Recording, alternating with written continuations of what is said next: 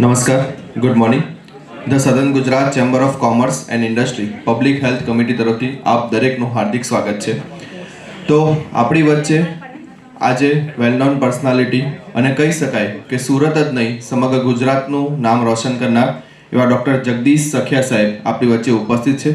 સૌપ્રથમ સાહેબ આપનું સ્વાગત છે.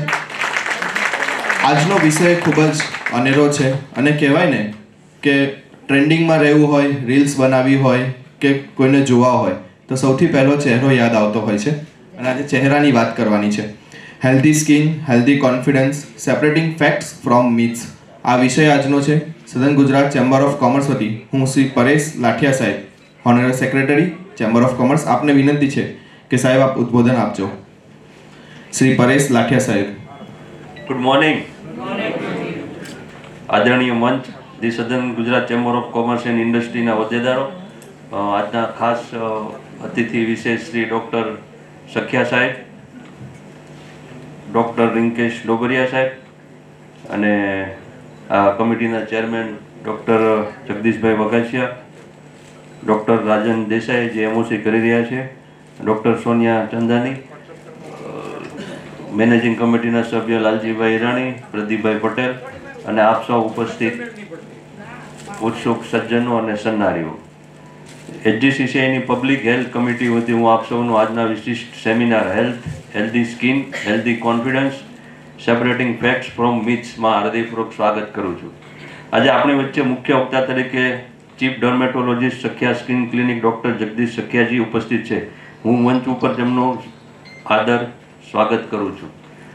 મને યાદ છે સાહેબ, લગભગ 95 આસપાસ કે પહેલાં સ્કિન એટલે એક સામાન્ય ડૉક્ટર જે રીતે બીજા ફિલ્ડના હોય, પણ તમારું સખિયા સ્કિન થયું એટલે આખી વાત સ્કિનની ડેફિનેશન ચેન્જ થઈ ગઈ. કે પહેલાં સ્કિનમાં કોઈ પણ દવાખાને આપણે ક્યારે જઈએ કે પ્રોબ્લેમ હોય તો, પણ તમે એ રીતનું આખું થઈ ગયું માહોલ કે પ્રોબ્લેમ ના આવે અને લોકો કઈ રીતે સારા સ્કિન ચોખ્ખી થાય કે ડાઘ હોય તો આખો અલગ સિનેરિયો એ વર્ષથી તાપીબાગમાં તમારું ક્લિનિક હતું. આ સ્કિન કેર માત્ર હવે સૌંદર્ય પૂરતું સીમિત ન રહેતા હેલ્થ કેર અને આત્મવિશ્વાસનો મુખ્ય ભાગ બની ગઈ છે. તાજેતરના બિઝનેસ મીડિયા રિપોર્ટ્સ મુજબ ભારતનું સ્કિન કેર માર્કેટ 2026 સુધીમાં $2.7 મિલિયન એટલે કે આશરે 22,000 કરોડના આંકડાને સ્પર્શી ગયું છે. આ સેક્ટર પ્રતિવર્ષ 8 થી 9.5% વાર્ષિક દરથી વધી રહ્યું છે. સોશિયલ મીડિયાની ગેરમાન્યતાઓ વચ્ચે હવે 70%થી વધુ ગ્રાહકો ડર્મેટોલોજીસ્ટ દ્વારા પ્રમાણિત, સાચી અને વૈજ્ઞાનિક માહિતી તરફ વળ્યા છે. આ જ ઉદ્દેશ સાથે ડૉક્ટર સખિયા સાહેબ આપણને ત્વચાના સ્વાસ્થ્ય અંગેની ગેરમાન્યતાઓ દૂર કરી સાચું વૈજ્ઞાનિક માર્ગદર્શન આપશે. કાર્યક્રમની વિધિવત શરૂઆત કરતા પહેલા આત્મવિશ્વાસ અને નિખાર પર એક સુંદર પંક્તિઓ આપની સમક્ષ રજૂ કરું છું. चेहरे पर हो ऐसी चमक कि हर आईना संवर जाए, चेहरे पर हो ऐसी चमक कि हर आईना संवर जाए, खुदी पर हो यकीन इतना कि हर रास्ता आसान हो जाए. रूप तो कुदरत की अनायत है, उसे समझना एक कला है, जिसके पास वो आत्मविश्वास वो हर मैदान जीत जाए. आओ તાળીઓના ગડગડ સાથે ડૉક્ટર સખિયા સાહેબનું સ્વાગત કરીએ. ધન્યવાદ. Thank you. હું મંચ પર ઉપસ્થિત દરેકને વિનંતી કરું છું કે આપ આગળ આવશો. શ્રી જગદીશ સાહેબ, રિંકેશ સર અને નિલેશ સર, આપને વિનંતી છે કે આપ આગળ આવશો. આ સાથે જ કમિટીના દરેક મેમ્બરને વિનંતી છે કે સાહેબ આપ આપના ક્લિનિકમાં સ્કિન કેર પ્રોડક્ટ્સ આપતા હો છો, એ રીતે અમે પણ અમારું માર્કેટિંગ કરતા હોઈએ છીએ. એટલે ચેમ્બર ઓફ કોમર્સ વતી આપને સાડીનું બુકે અમે આજે આપીશું. એટલે આ પ્રૂફ રહેશે આપની પત્ની માટે કે આપ ચેમ્બર ઓફ કોમર્સમાં ગયા હતા.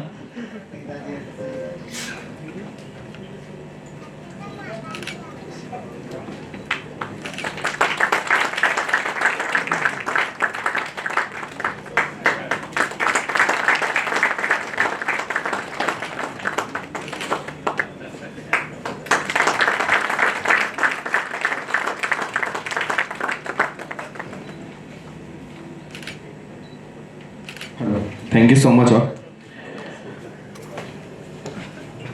તો આ સાથે જ આજના કાર્યક્રમ વિશેની માહિતી માટે હું ડૉક્ટર જગદીશ વઘાસિયા સાહેબ, ચેરમેન પબ્લિક હેલ્થ કમિટી સાહેબ, આપને વિનંતી છે કે કાર્યક્રમ વિશે માહિતી આપજો. ડૉક્ટર જગદીશ વઘાસિયા સાહેબ. જય શ્રી કૃષ્ણ. રવિવારની સવારે હર હંમેશની જેમ આપણે મળતા રહીએ છીએ એક સારા એવા ટોપિકને લઈને. ગયા વખતે આપણે ગેસ્ટ્રોએન્ટ્રોલોજીસ્ટને આપણે ડૉક્ટર પ્રવીણભાઈ બોરસદિયા આવેલા, એના ઉપર આપણે ખૂબ કમળા વિશે ચર્ચા કરેલી. ઓર્ગનની વાત કરીએ એટલે આપણા મગજમાં ખાલી 2-3 ઓર્ગન આવે કે ભાઈ હાર્ટની તકલીફ છે, કિડનીની તકલીફ છે, મગજની તકલીફ છે. સ્કિનને આપણે કોઈ ધ્યાનથી વિચારતા નથી સ્કિનના રોગ વિશે. સ્કિન પણ શરીરનું એક મહત્વનું અંગ જ છે. એના વિશે એને હેલ્ધી કેમ રાખવું, હાર્ટને હેલ્ધી રાખવા માટે આપણે ખૂબ ચિંતા કરીએ, સવારમાં દોડીએ, કસરત કરીએ, હેલ્ધી ફૂડની આપણે રીલ્સ પ્રમાણે પછી ફોલો કરતા હોઈએ, ફલાણું ખાવું, ઢીકડું ખાવું. પણ સ્કિનના રોગ માટે પણ ખૂબ કાળજી લેવા જેવી છે, જે આપણા અનટચ સબ્જેક્ટ કહેવાય ને, જેને આપણે ધ્યાનમાં લેતા જ નથી. એટલે આપણે આ વખતે લગભગ ગયા વર્ષે જૂનમાં સખ્યા સાહેબનો આપણે લેક્ચર રાખેલો, ત્યારે આમાંથી કેટલા હતા ખ્યાલ છે? ખૂબ સરસ, ઘણા બધા લોકો ફરીથી સાહેબ આજે પણ હાજર છે. ફરી એક વખત આપણે આજે સખ્યા સાહેબનો લાભ લેવાનો છે. ત્યારે રાજનભાઈએ કીધું ગુજરાતમાં સાહેબનું ખૂબ નામ છે, પણ હું તો એનાથી બહાર વાત કરું તો ગુજરાતની બહાર દિલ્હીમાં પણ સાહેબની બ્રાન્ચ છે. સાહેબની ટોટલ 42 બ્રાન્ચ છે સખ્યા સ્કિનની, ઓલ ઓવર વર્લ્ડમાં કહીએ તો. બેંગ્લોરમાં છે, દિલ્હીમાં છે, મુંબઈમાં છે, અને ભારતની બહાર દુબઈમાં પણ છે.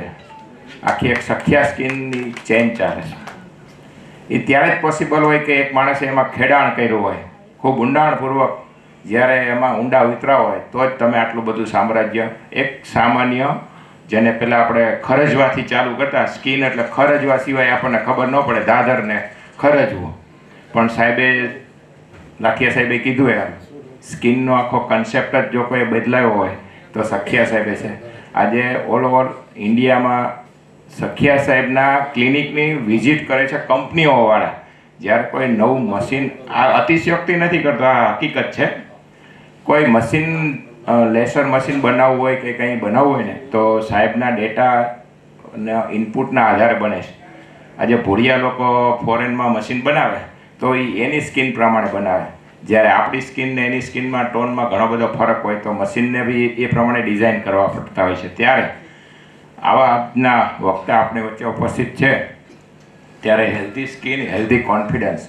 આપણી સ્કિન જો હેલ્ધી હોય ને તો આપણામાં ઇન્ટરનલ કોન્ફિડન્સ પણ વધતો હોય છે. આપણે ઘણીવાર આપણે જોયું છે કે ઘણા સ્કિન ડિઝીઝથી પીડાતો હોય, એને ઇન્ફિરિયરિટી કોમ્પ્લેક્સ આવતો હોય, એમ કે ભાઈ મારે બધાની વચ્ચે ક્યાં જવું, મારા મોઢા ઉપર કે હાથમાં કે ક્યાંય ચાઠા પડેલા હોય અથવા તો ખરજવાના ડાઘા હોય, તો એને આમ થોડુંક માનસિક માણસ થોડો ડિપ્રેશનમાં હોય જ, દેખાય નહીં આપણને. તો હેલ્ધી સ્કિનથી કેવો કોન્ફિડન્સ આવે એના ઉપર આજે આપણે સાહેબ વક્તવ્ય આપવાના છે. ખાસ કરીને આપણે સાહેબને મેં કીધું છે કે થોડુંક લેક્ચર પછી આપણે પ્રશ્નોત્તરી ખાસ કરશું, જેથી કરીને લોકોના પ્રશ્ન આપણે વાંચા આપી શકીએ. તો ફરી એક વખત આજના વિષયમાં તમામ ઉપસ્થિત ડૉક્ટર સાહેબ નિલેશભાઈ કાતરોડિયા, રિંકેશભાઈ ડોબરિયા અને જગદીશભાઈ સખિયાની ટીમ, તેમજ આપણા ઉત્સાહી સેક્રેટરી પરેશભાઈ લાઠિયા અને અમારા લાડકા રાજનભાઈ માટે એક વખત તાળી થઈ જાય. અને અમારા કો ચેરમેન બીજા સોનિયાબેન પણ આ વખતે ઉપસ્થિત છે. બીજા કો ચેરમેન લાલજીભાઈ અહીંયા ઉપસ્થિત છે. આ હેલ્થની ટીમ આવનારા સમયમાં આપણે દર રવિવારે મળીએ એવા પ્રયત્ન કરતા રહીશું. ફરી એક વખત આપ સૌનું હાર્દિક સ્વાગત છે, અને આગળનો દોર માટે હું રાજનભાઈને વિનંતી કરીશ કે આગળ તપાવશે. આ સાથે હું ડૉક્ટર સોનિયા ચંદાની મેડમ, કો chairperson public health committee. Madam आपने विनंती है कि इंट्रोडक्शन आप सो. मुझे जिनका इंट्रोडक्शन करने मिला है उनका नाम आप सब जानते हैं, जगदीश, है ना, यानी जगत का ईश. सबसे बड़ा ऑर्गन सिस्टम बॉडी में कौन सा होता है? स्किन. स्किन क्या क्या कर सकती है? ब्रीद कर सकती है.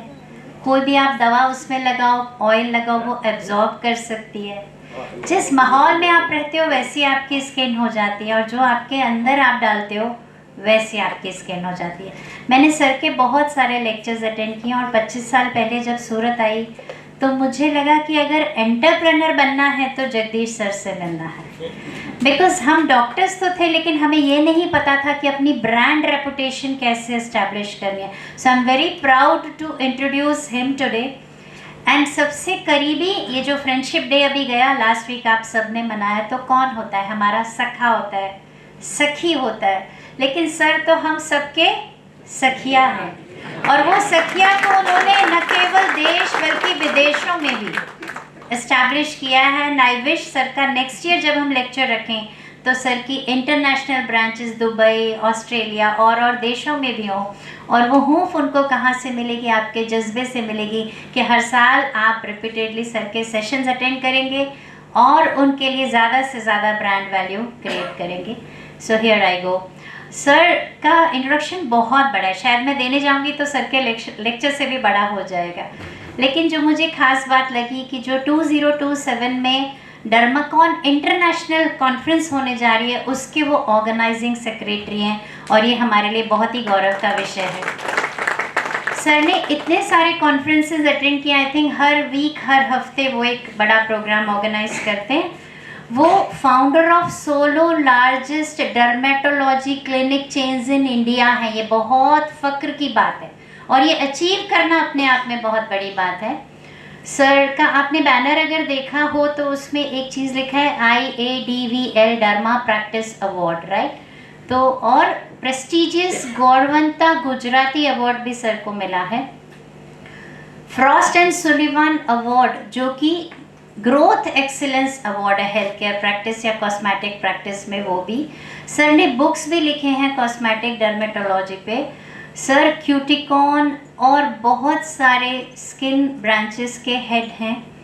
इंटरनेशनल फेलो हैं अमेरिकन एकेडमी ऑफ डर्मेटोलॉजी के. इंटरनेशनल फेलो हैं American society of laser and medicine की. कोई भी लेज़र मशीन बनता है या बनने वाला होता है तो सबसे पहले सर के पास आता है. International fellow of European academy of dermatology भी सर हैं. And member of 6 laser 2017 and speaker रह चुके हैं टेडेक्स प्लेटफॉर्म पे भी. और ऐसे स्पीकर आज आपके बीच में मौजूद हैं जिनका खास एरिया ऑफ इंटरेस्ट न केवल स्किन बल्कि लेज़र, हेयर यानी ट्राइकोलॉजी, डर्मा सर्जरी, बायोलॉजिक्स यानी उससे जुड़ी हुई दवाइयाँ and practice management. So I present you doctor Jagdish Sakhiya. Let's applaud. Thank you so much ma'am. Good morning. બીજી વખત મળીએ છીએ આપણે. સર્વપ્રથમ તો ચેમ્બર ઓફ કોમર્સ જે આ બધી એક્ટિવિટી કરે છે એ કોઈ પણ ઇવન NGO બહુ ઓછું કરે છે, કારણ કે આના માટે તન મન ધનથી પ્રયત્ન કરવા પડે છે, સમય આપવો પડે છે. અને અવેરનેસ છે ને આપણે ભારતમાં છે ને પ્રિવેન્ટિવ મેડિસિનમાં બહુ ઓછો લોકો ખર્ચો કરે છે. કારણ કે પ્રિવેન્ટિવમાં આપણે જે વેક્સિન કરીએ ને એ પ્રિવેન્ટિવ કહેવાય. BCG વેક્સિન છે, ખ્યાલ ઘણી બધી વેક્સિન છે. વેક્સિન આપણે કેમ લઈએ છીએ કે પ્રિવેન્શન માટે, પરંતુ બાકીના બધા ડિઝીઝમાં છે ને ડૉક્ટરને ટાઈમ નથી હોતો અને પેશન્ટ પાસે પણ ટાઈમ નહોતો કે પેશન્ટની લિસનિંગ. ડૉક્ટર પાસે છે ને પેશન્ટ મિનિમમ ક્વેશ્ચન કરે છે. ઇન્ટરેક્શન છે ને વન વે થાય. ડૉક્ટર જે કે દવા લખીને પરેજ રાખીને નીકળી જાય.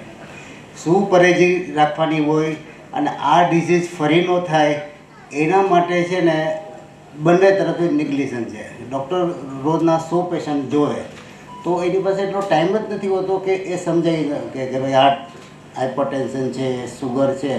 ખબર તો બધાને હોય છે પણ તકલીફ બધાની અલગ અલગ હોય છે. તો એક જે પરેજી છે એ બીજાને ન પણ લાગુ પડે. એટલે કસ્ટમાઇઝ હોવું જોઈએ કે ભાઈ આ પેશન્ટને ધારો કે ડાયસ્ટોલિક પ્રેશર છે એ 100 છે અને કોઈને 120 હોય, કોઈને 130 હોય, તો પરેજી દરેકને અલગ અલગ. તો ચેમ્બર ઓફ કોમર્સે આ વિષયમાં બહુ વધારે ફોકસ કરેલું છે અને અલગ અલગ વિષયમાં સમયાંતરે લેક્ચર રાખેલા છે. તો આ બહુ ઇફેક્ટિવ છે. અને આનાથી મિથ્સ એટલે લોકોમાં ગેરમાન્યતા બહુ હોય છે. ઘણી વખત કોઈ બાબા કે ભાઈ સાપ કડી ગયો તો આ રીતે તમે કરો તો સાપ ઉતરી જશે. એમાં ઘણા બધા પેશન્ટ ગુજરી ગયેલા છે જે અનઅવોઇડેબલ હોય કે ભાઈ સાદી ટ્રીટમેન્ટ લેવાથી મટી જાય છે. તો સૌથી પહેલાં ચેમ્બર ઓફ કોમર્સમાં જે આપણે ઓનરરી સેક્રેટરી શ્રી પરેશભાઈ લાઠિયાનું હું થેન્કફુલ છું કે એ અમને આ ઓપોર્ચ્યુનિટી આપી છે. એ સિવાય ડૉક્ટર જગદીશ વઘાસિયા રેડિયોલોજીસ્ટ છે. આમાં ઇન્સ્ટ્રુમેન્ટલ છે કે એને મને આ ઓપોર્ચ્યુનિટી આપી છે, બરાબર. એ સિવાય અમારા જે ડર્મેટોલોજીસ્ટ છે, મારી સાથે જે મારા કલીગ છે ડૉક્ટર નિલેશ કાતરોડિયા અને ડૉક્ટર રિંકેશ ડોગરિયા, એ 3 ડર્મેટોલોજીસ્ટ અમે. એટલે તમારા દરેક ક્વેશ્ચનના જે જવાબ છે અમે આપશું. સફેદ ડાઘ હોય, દાદર હોય, ખરજવું હોય, એલર્જી હોય, સીળવા હોય, ફંગલ ઇન્ફેક્શન હોય, હેરફોલ હોય, ઇવન તમારા માથામાં ખોડો હોય, સફેદ વાળ અકાળે થતા હોય, આવા ઘણા બધા ડિસીઝ છે કે કોમન છે, પરંતુ શું કરવું ખબર ન પડે. હોમ કેર રેમેડી કઈ રીતે ઘરમાં જ દવા હોય પણ આપણને ખબર ન હોય, બરાબર. તો એનું આપણે ડિસ્કશન, તમારા જે જે ક્વેશ્ચન છે એ બધાનું આપણે ધ્યાન રાખશું. અને થેન્કફુલ છું કે રાજનભાઈ દેસાઈ કે જે માસ્ટર ઓફ કહેવાય ને કિંગ મેકર છે, બરાબર, બધાને પકડી રાખે છે એનો. અને સૌથી ઇમ્પોર્ટન્ટ કે ડૉક્ટર સોનિયાબેને મારું છે ને ગ્રેટ ઇન્ટ્રોડક્શન, એટલી મને નહોતી ખબર કે હું એટલું બધું કામ કરું છું. તો થેન્ક યુ વેરી મચ. હવે આપણે સ્ટેટ ફોરવર્ડ સબ્જેક્ટનું સ્કિન ડિસીઝ છે ને, હું પહેલાં આજથી 1998માં વચ્ચે જ આવી જાઉં. 1998માં જ્યારે મેં તાપીબાગમાં મારી ક્લિનિક ચાલુ કરીને તો સવારે 8થી રાતે 1 વાગ્યા લગી પ્રેક્ટિસ કરતો હતો. અને મેં જોયું કે સ્કિન ડિસીઝ છે ને એ લોકોના સાયકોલોજી પર બહુ ઇમ્પેક્ટ કરે. હમણાં જ મારી પાસે લગભગ 15 દિવસ પહેલાં પેશન્ટનો ફોન આવ્યો કે હું તમારે ત્યાં 2 વર્ષથી દવા કરું છું, અત્યારે મારી વહુને લઈને હું શોપિંગ કરવા માટે આવું છું, પણ એ હંમેશા આખી બાઈના જ ડ્રેસ પહેરે, પરંતુ આ વખતેનો હાથ ઊંચો રહી ગયો, તમે ફોટો પાડી દીધો તો વ્હાઇટ સ્પોટ અમને દેખાણો. અરે મેં કીધું ભાઈ વ્હાઇટ સ્પોટ કંઈ બધા કોડ ન હોય, બરાબર, બધું પીળું સોનું ન હોય, પણ છતાં ન માન્યો અને એને એ એંગેજમેન્ટ ફોક કરી દીધું. પ્રોબ્લેમ શું હતું? વ્હાઇટ સ્પોટ એટલો, અને એ ટ્રીટેબલ હતો. ખાલી અમે 10 દિવસથી દવા આપે તો મટી હોય, કરોડિયા કહેવાય ને.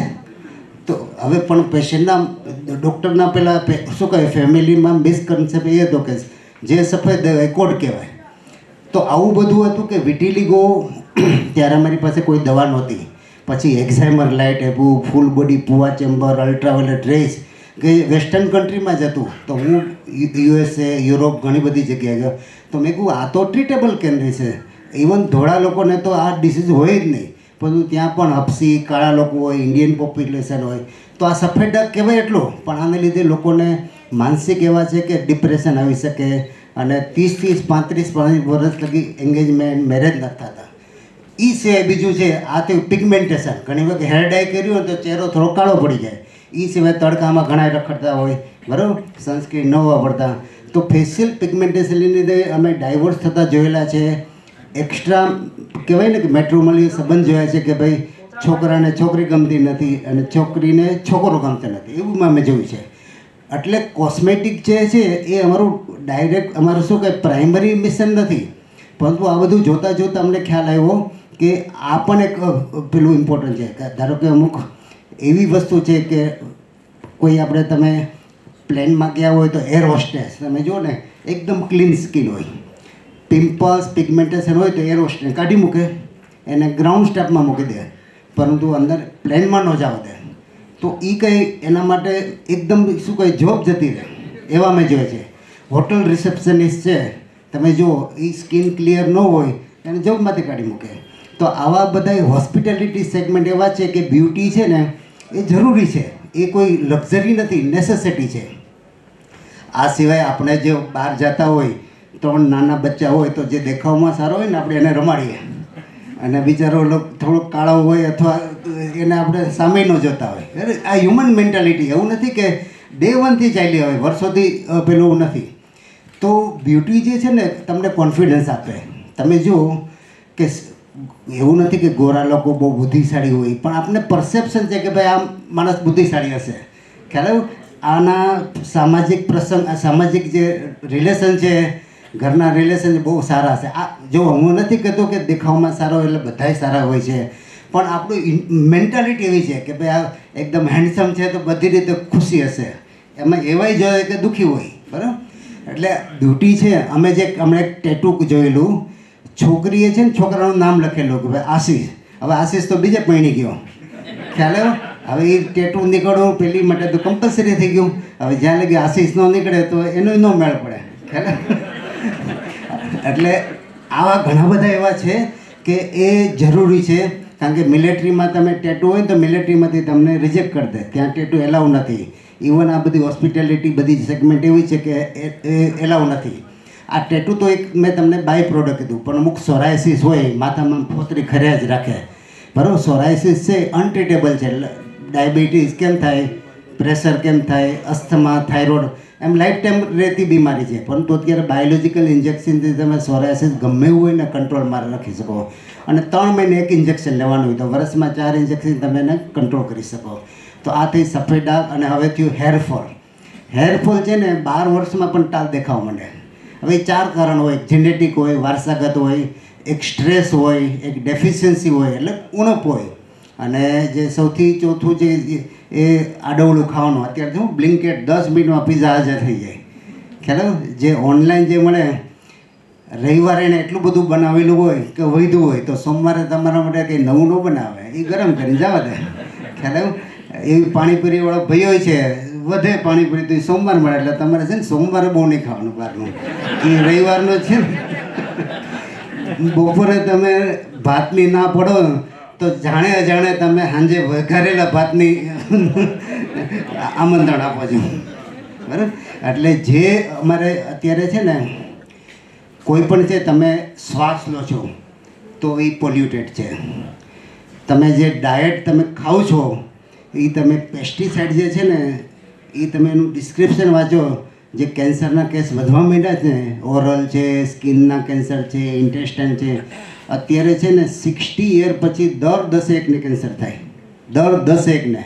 એ માઇલ્ડ હોય, મોડરેટ હોય કે સિવિયર હોય, અલગ અલગ હોય. અર્લી ડાયગ્નોસિસ છે એ તમને મોતના મુખથી બચાવી શકે છે, બરાબર. એટલે આપણે ભારતમાં પ્રિવેન્ટિવવાળું વસ્તુ નથી કે ભાઈ દર વર્ષે ફૂલ બોડી ચેકઅપ કરવું છે જ નહીં. કારણ કે જ્યારે આપણે શું છે કે તકલીફ પડે ને ત્યારે આપણે દોડીએ, પણ ત્યાં તો ઘણીવાર લેટ થઈ ગયું હોય છે. તો હેરફોલ છે ને, અમારે એક છોકરો આવેલો, મને ચિઠ્ઠી લખી દીધી અંદર, એ કે જો મારા વરસમાં વાળ ન આવ્યા ને તો હું સુસાઇડ કરીશ. અરે અમારા વાળ ઊભા થઈ ગયા. એટલે મેં તરત આયુર્વેદિકને હોમિયોપેથિકમાં મોકલી દીધો. અમે કે જવાબદારી થોડીક શેર થઈ જાય, બરાબર.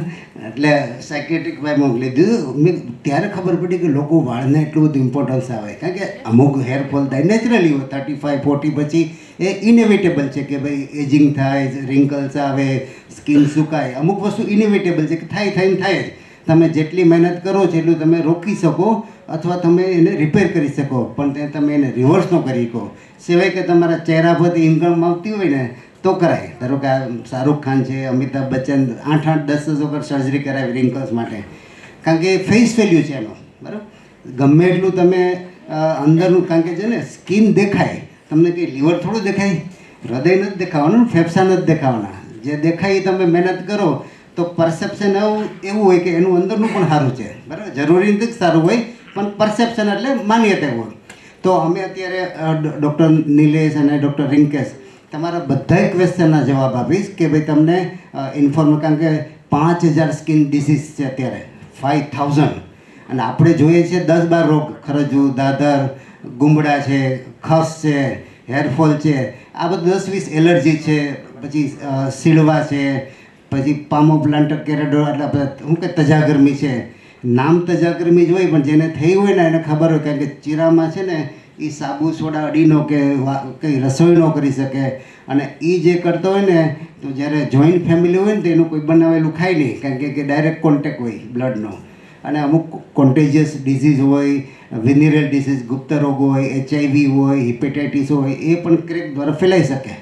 એટલે કહેવાય પ્રોબ્લેમ નાનો, પણ જો સોલ્યુશન ટાઈમ ટુ ટાઈમ કરો તો ફાયદો થાય. હવે આપણે છે ને થોડાક સ્કિન ડિસીઝ જેવું તમને બતાવીશ. પહેલાં તો તમને લાગશે ડેન્જર, પરંતુ મનમાં એવું નહીં રાખતા કે એની પણ ઇલાજ શક્ય છે, બરાબર.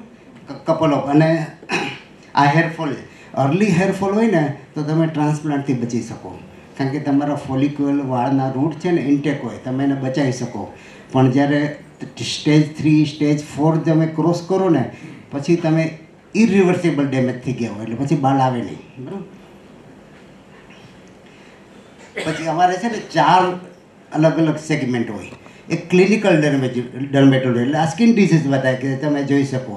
પછી લેઝર આવશે, laser hair removal, tattoo removal, pigmentation, vascular, birth mark હોય એ બધા લેઝરથી રિમૂવ થાય.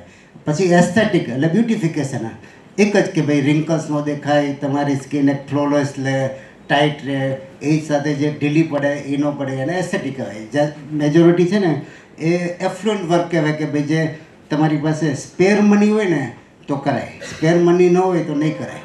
અથવા ઘણા ડિપ્રેશનમાં અમે જોયેલા છે કે ભાઈ મને અહીંયા કાળો ડાઘ થઈ ગયો છે, મને કારણ કે એને છે ને નાની ઉંમર સાથે સતત કમ્પેરિઝન કરે કે ભાઈ હું 20-30 કોલેજમાંથી તો મારી સ્કિન કેવી મસ્ત હતી, 40 વર્ષે કેવી ડેમેજ થઈ ગઈ. એટલે એ 20 વર્ષ સાથે 40 વર્ષનું સતત કમ્પેરિઝન એટલે એક જાતની મેનિયા કહેવાય. એ પણ ગુડ નથી. એસ્થેટિક છે, રિજુવેનેશન છે, અને ઘણી વખત અમે છે ને ડુ યોર સેલ્ફ કહેવાય કે ભાઈ કોઈ લાઈફ ટાઈમ ડર્મેટોલોજી પર ટ્રીટમેન્ટ લેવાની આવે એટલે અમે શીખવાડી દઈએ કે ભાઈ જાતે તમે કરો. બરાબર. અમુક ગરમી છે, ફોલિક આ છે ને શેવિંગ બાર પેલું સલૂનમાં કરાવેલું, હવે આગલાવાળા પાસે જે ઇન્ફેક્શન હશે તો એ બીજામાં સ્પ્રેડ થઈ ગયું. બરાબર. આ કહેવાય પિમ્પલ્સ, પણ આને લીધે આ પેશન્ટના મેરેજ નહોતા થતા. તમે જુઓ કે સિવિયર આમ અહીંયા અડે તો નીચેથી પસ નીકળે, તો તમે જો પ્રોપર ટ્રીટમેન્ટથી એ નીકળી જાય. આઈબ્રો છે ને એની ઉડી ગઈ, આ કહેવાય ઉંદરી કહેવાય. એટલે આઈબ્રો કહેવાય આઈબ્રો જ્યારે જાય ને ત્યારે એની કિંમત સમજાય. મુસ્ટેક એટલે મૂછ અડધી ઉડી જાય અને અડધી રહે, એટલે આ સાદી ભાષામાં એને ઉંદરી કહેવાય. હવે ટાઈમ ટુ ટાઈમ ટ્રીટમેન્ટ લો તો આવી જાય પછી. આ એન્જિયોઇડિમા છે, સોજો છે, આ એક જાતનું એન્જિયો ફાઇબ્રોમા કહેવાય, એક જાતનું બર્થ ડિફેક્ટ કહેવાય. પછી આ ખરજવું છે, એક જાતનું લાંછન છે, બ્લેક લાંછન છે, અલ્સર છે, અને કહેવાય વાસ્ક્યુલાઇટિસ, એક જાતનું ઓટોઇમ્યુન ડિસીઝ છે. અને તમે જો પેશન્ટ ચાલી ન શકે, બરાબર, સફેદ ડાઘ સાથે સાથે એને આ વાસ્ક્યુલાઇટિસ થઈ ગયું છે. પછી આ બર્થ માર્ક કહેવાય. હવે આ રીતના હોય, આ પણ હવે શક્ય છે ગ્રાફ્ટિંગ દ્વારા. આ પણ એક બર્થ માર્ક છે. આ પેશન્ટને હર્પીસ ઝોસ્ટર થઈ ગયું છે. હર્પીસ ઝોસ્ટર છે ને આપણે કખવા કહેવાય. આપણે નાનપણમાં કેમ ચિકન પોક્સ થાય, એનું મોટી ઉંમરનું વર્ઝન એટલે હર્પીસ.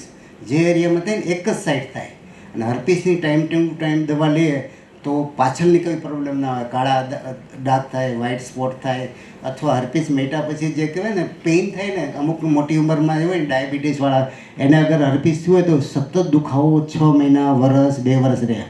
તમે શર્ટ ન પહેરી શકો, શર્ટ અડે તો તમને મજા ના આવે, પેન્ટ ન પહેરી શકો.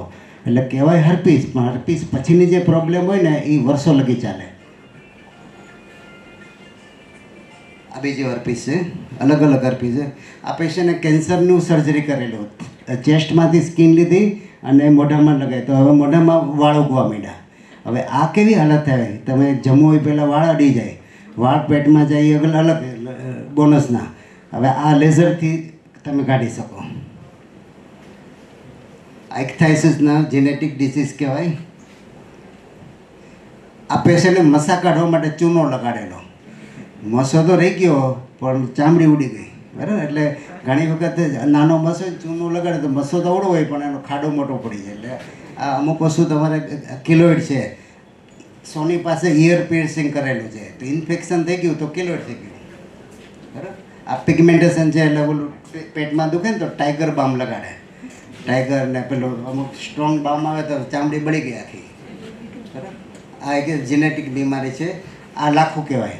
હવે આ પેશન્ટ છે ખાલી કેટલા 3 વર્ષનું જ હતું, પછી અમારા કેટલા 8 વર્ષ થયા, અને ધીરે ધીરે કારણ કે બચ્ચું છે, તમે વધારે લેઝરનો પાવર ન આપી શકો, એટલે હેર પણ છે, પિગમેન્ટ પણ છે, અને ચામડી જાડી થઈ ગઈ છે. લેઝરને અત્યારે હજી ટ્રીટમેન્ટ ચાલે છે. બરાબર. થોડાક આઈ પિગમેન્ટેશન છે એક સાઈડમાં. આ ઓબેસિટી, ડાયાબિટીસ હોય, વેઇટ વધારે હોય તો આ ચામડી થોડી કાળી પડી જાય. આ પેમ્ફિગસ કરીને એક બીમારી છે, આઈ પેમ્ફિગસ કરીને છે, ઓટોમ્યુન. અમારે સ્કિન ડિસીઝમાં 2 જ પેશન્ટ એક્સપાયર થઈ શકે, એમાંનો એક પેમ્ફિગસ અને એક ટેન કરીને ડ્રગ રિએક્શન છે. આઈ પેમ્ફિગસ છે.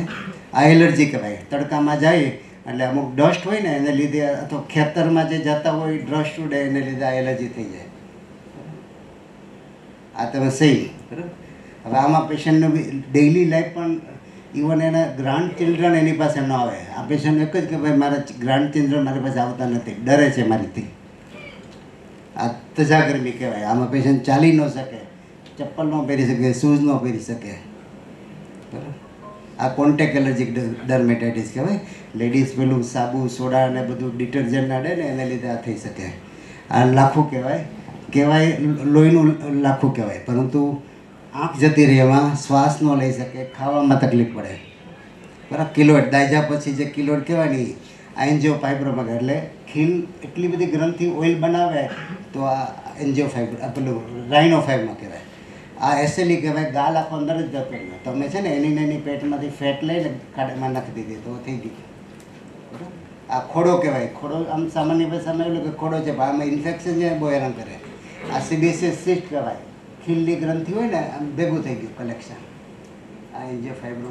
આ કોલેસ્ટ્રોલ હોય ને જેમાં આપણે હૃદયમાં જમા થાય એમાં અહીંયા પણ જમા થાય, તો આ એને કહેવાય ઝન્થેલેઝમાં. પણ આ બધા આ કિલોઇડ કહેવાય. હવે આ સૂઈ પણ ન શકે ને. બરાબર. પસ અંદર ડિસ્ચાર્જ થાય.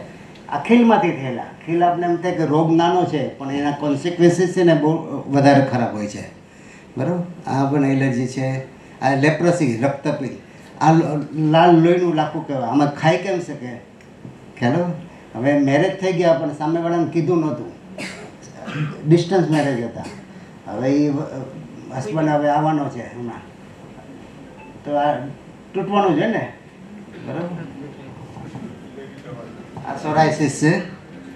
આ સ્ટેચ માર્ક છે. ઘણીવાર પેશન્ટ દાદર માટે સ્ટીરોઇડ લાંબો સમય લગાડે ને તો સ્ટેચ માર્ક થઈ જાય. એટલે તમે જે ક્રીમ વાપરો ને દાદર માટે જોવાનું કે મેં સ્ટીરોઇડ ન હોવું જોઈએ. નહીં તો શું છે તમે લગાવો જ રાખો, ન લગાડો તો તમને પાછી ખંજોળ આવે. એટલે તમારે આ જોવાનું કે તમે જે ક્રીમ લગાડો છે.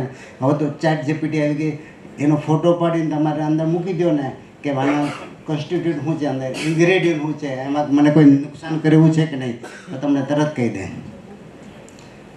આ લાંછન કહેવાય. આ સફેદ ડાઘ કહેવાય. બરાબર. Thank you. તો આ છે ને અમારા 5000 ડિસીઝમાંથી ખાલી એમાંથી 20 ડિસીઝ છે.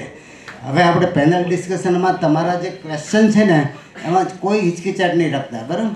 તમને જે નાના પ્રોબ્લેમ આવે એ પણ કહ્યું ભાઈ ગળામાં મને મસા છે તો એનું સોલ્યુશન શું છે, મને પિગમેન્ટેશન છે સોલ્યુશન શું છે, મને કાળા ડાઘ છે એનું સોલ્યુશન છે.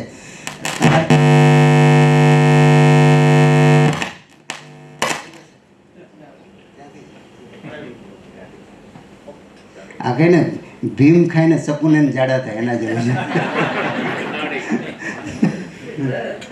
એટલે તકલીફ ત્યાં છે, અવાજ અહીંયા.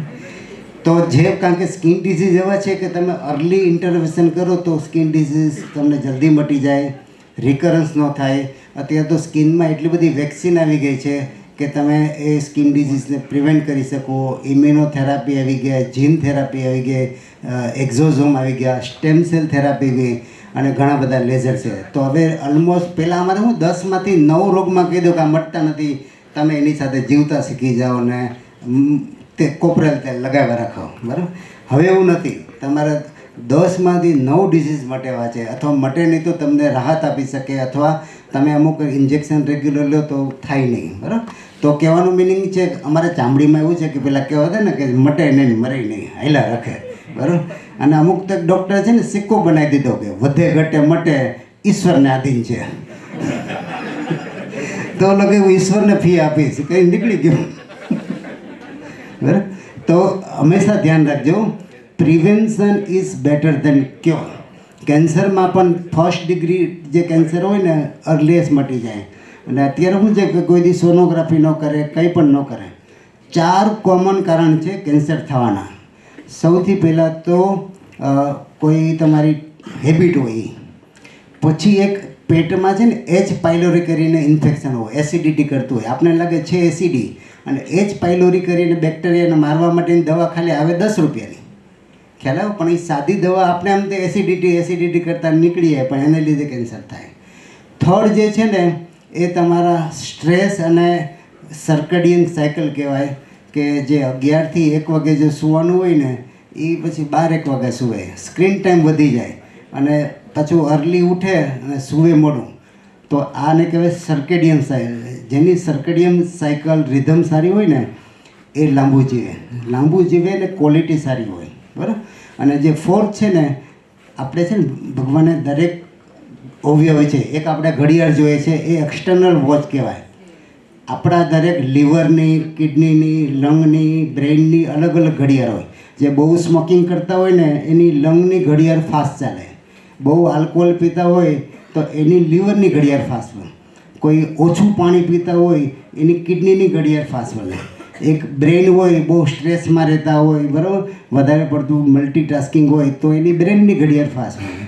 સ્કિનમાં એવું છે કે તમે અલ્ટ્રાવાયોલેટ રેસનું ધ્યાન ન રાખો, તમે ટાઈમ ટુ ટાઈમ મોઇશ્ચરાઇઝિંગ ન લગાવો, સનસ્ક્રીન ન વાપરો, તો આ બધુંથી તમારે સ્કિનની ઘડિયાળ, તમે જો ને ઘણા પ્રીમેચ્યોર રિંકલ્સ હોય, તમારે પ્રીમેચ્યોર સ્કિન લચી પડે હોય 40નો પણ દેખાય 60નો, પણ એનાથી ઉલટું પણ થાય, ઘણા 60ના હોય પણ દેખાય 40%. મારી પણ 57 એજ છે, બરાબર, પણ હું સ્કિનનું એટલું ધ્યાન રાખું છું કારણ કે હું તો ડર્મેટોલોજીસ્ટ છું ને. હવે ડર્મેટોલોજી પોતાના જ ખંજોળતા તમારી ટ્રીટમેન્ટ કરતો તો કેવું લાગે, બરાબર. પેલા આંખના ડૉક્ટર કહે ને, એક દર્દી એવું કે મને છે ને ડબલ દેખાય છે, તો આંખના ડૉક્ટર કે એમાં 4 લોકો કેમ આવી ગયા? હવે એને 4 દેખાતું હતું. એટલે એક આંગળી તમે આમ કરો ને તો 4 તમારી બાજુ આવે. ઘણી વખત ફાધર છે ને છોકરાને કે તું તમાકુ લેતા હો અથવા વિમલ લેતા હો, પછી છોકરાને સલાહ આપે કે જો વ્યસનથી દૂર હોવું જોઈએ, તો ઇમ્પેક્ટ પડે ક્યારેય ન પડે, બરાબર. એટલે હંમેશા જે છે ને એ તમે છે ને લોકો, છોકરાઓ, બચ્ચાઓ છે ને શિખામણ નહીં, એ તમારું આચરણ જોવે. એક બાજુ કે તમારે સત્ય બોલવાનું, પછી કોઈનો ફોન આવે કે માવજીભાઈનો છે કે કહી દે હું ઘરે નથી એમ, બરાબર. આ તો એ મેળવવા પડે ને, કોન્ટ્રાડિક્શન થાય. નાના બચ્ચાના 3 થી 5 વર્ષમાં જે તમે નાખો ને એ જિંદગી ભર રહે. કહેવાય ને કે કોઈ પણ ગુરુ, આપણે છે ને જ્યારે ઋષિમુનિઓ જ્યારે હતા ત્યારે ગુરુકુલ હતું, રાજા મહારાજાના કંઈ પણ સન જે હોય ને એ ગુરુકુલમાં મૂકતા. કારણ કે 3 થી 7 વર્ષ વચ્ચે તમે જે રોપો ને, જે ઇમ્પ્લાન્ટ કરો ને એ ઉગે, એ લાઈફ ટાઈમ રહે. એટલે જ તમારા બચ્ચાને ડૉક્ટર કરવો હોય, એન્જિનિયર કરવો હોય કે જે કરવું હોય ને તમારી ઈચ્છા, એ 3 થી 7 વર્ષ વચ્ચે તમારે ધીરે ધીરે બીજ નાખી દેવાનું. જો તમે નથી લખવાના ને તો કોક તો લખી જ જવાનું છે, કાં એનો કલીગ હોય, કાં કોઈથી ઇન્ફ્લુઅન્સ થયેલો હોય. તમારાથી હું વિરુદ્ધ, ફાધર ડૉક્ટર હોય પણ છોકરો એન્જિનિયર થવું હોય, મારે કોમર્સમાં જવું, કારણ કે એના ફ્રેન્ડ સર્કલમાં અને એનું જે ઇકોસિસ્ટમ છે ને એ ડૉક્ટરથી દૂર કે ભાઈ ડૉક્ટરમાં તો રાતે ઇમરજન્સીમાં જવું પડે ને આ બધું થાય ને, લિમિટેડ ઇન્કમ હોય, એક્સપાન્શન ન કરી શકે. એટલે મેં એક્સપાન્શન કર્યું. 41 બ્રાન્ચ બનાવવાનો મારે કોઈ પર્પસ નહોતો, પરંતુ પર્પસ એ હતો કે ઇન્ડિયામાં છે ને ટેકનોલોજી લિમિટેડ હતી, બરાબર. નાના પ્રોબ્લેમ એવા છે કે ભાઈ ચીખલીમાં મેં બ્રાન્ચ શું કામ કરી કે ચીખલીની આજુબાજુ જે છે ને ઇન્ડસ્ટ્રીયલ ઝોન છે, તો સ્કિન ડિસીઝ પુષ્કળ થાય. કારણ કે ચીખલીથી મારી પાસે પેશન્ટ બહુ આવતા હતા. હવે નાની વાત માટે એને ચીખલીથી સુરત આવવું પડે, એટલે મેં બ્રાન્ચ ખોલી. અને ત્યાં કોઈ ટેકનોલોજી નહોતી, ટેકનોલોજી લિમિટેડ, મેટ્રો સિટીમાં જ હોય. તો ટાયર 2, ટાયર 3 સિટીમાં શું પેશન્ટનો કંઈ વાત છે. અને ભારતનું છે ને 70% પોપ્યુલેશન છે ને ટાયર 2 અને ટાયર 3 સિટીમાં છે. અને ત્યાં કોઈ ક્લિનિક જ નથી, કે જે ક્લિનિક ખરી પણ ટેકનોલોજી કે ભાઈ અંદર છે તમારા જે પેશન્ટના નાના પ્રોબ્લેમ સોલ્વ કરે એવું કાંઈ હતું જ નહીં. એટલે પછી ધીરે બ્રાન્ચ બનાવી ગયો. અને આખા ભારતમાં કરવાનું કારણ આ છે, નહીં કે ઇન્કમ કરવાનું, પણ લોકો 140 કરોડની વસ્તીમાં જો 70% અહીં રહેતા હોય અને ગવર્મેન્ટ પણ આપી નથી શકવાની. એક ડર્મેટોલોજીસ્ટ તૈયાર કરવા માટે 10 વર્ષ થાય. અત્યારે ઇન્ડિયામાં 18,000 ડર્મેટોલોજીસ્ટ છે અને આપણું 140 કરોડનું પોપ્યુલેશન છે. તો દર 2 લાખ એક ડર્મેટ થાય. તો એ ઇન્ટરનેશનલ ક્રાઇટેરિયા પ્રમાણે તો આપણે બહુ પાછળ છે અને રાતોરાત કંઈ ડર્મેટોલોજીસ્ટ બની નથી શકવાના. એટલે સુરતમાં ખોટી ક્લિનિક કેટલી છે ખબર? ડર્મેટોલોજી 125 છે અને ખોટી ક્લિનિક 400 છે.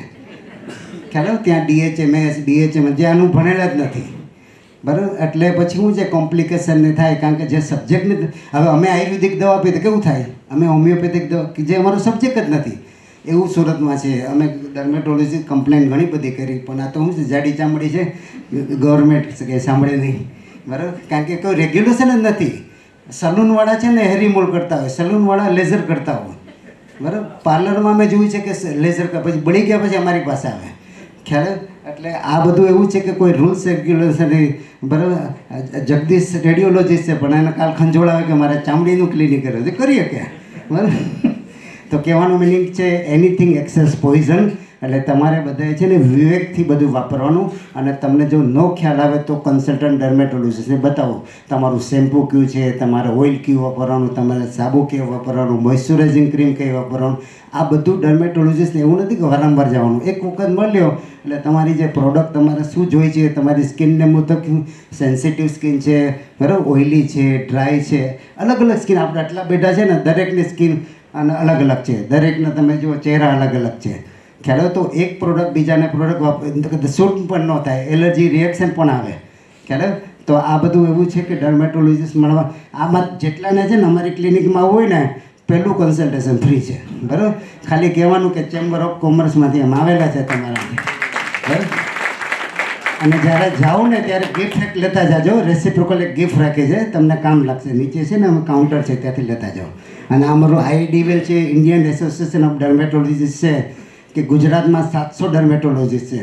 હવે તમે જુઓ, ગુજરાતની વસ્તી 6 કરોડ છે અને છે ડર્મેટોલોજીસ્ટ 700. ખ્યાલ આવ્યો તો મિનિમમ ડર્મેટોલોજીસ્ટનો રેશિયો છે ને ગુજરાતમાં છે, અને મેક્ઝિમમ છે એ સાઉથ ઇન્ડિયામાં છે. તો ગુજરાત આ બાબતમાં ઘણું પાછળ છે. આશા રાખીએ કે ગુજરાત થોડી સ્પીડ પકડે અને લોકોને ક્વોલિટી સ્કિન કેર મળી શકે. અને ક્વેક એટલે ખોટા ડોક્ટર જેનું ભણેલા નથી એ ટ્રીટમેન્ટ કરતા હોય, બરાબર, તો એ 7 દિવસમાં દાદરની ગેરંટી લાઈફ ટાઈમ ન થાય, ઇમ્પોસિબલ છે. અમે મરી ગયા ભણતા બરાબર. એટલે એવું કોઈને માનવાનું નહીં અને શોર્ટકટ નહીં અપનાવવાનો. જે છે એ ભલે લોંગ કટ હોય પણ અલ્ટિમેટલી તમારા સ્કિન માટે સારું રહે. Thank you very much.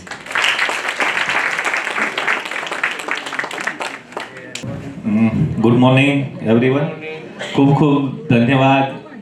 રવિવારની સવારે આટલી સંખ્યામાં ઓડિયન્સ હાજર છે તો દરેક ભાઈઓ તથા બહેનોનો ખૂબ ખૂબ ધન્યવાદ.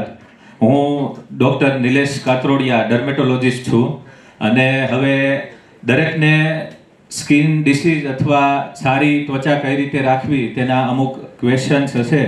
તો થોડા ક્વેશ્ચન્સ આન્સર્સ આપણે સરને અને ડૉક્ટર રિંકેશભાઈને પૂછીએ એના પહેલાં. સર, તમે અને રિંકેશભાઈ સ્ટેજ પર આવી જઈશું. ડૉક્ટર જગદીશ સખિયાને તો સૌ કોઈ ઓળખે છે. ડૉક્ટર રિંકેશભાઈ પણ MD ડર્મેટોલોજીસ્ટ છે, તો બંને માટે એકવાર જોરદાર તાળીઓ થઈ જાય.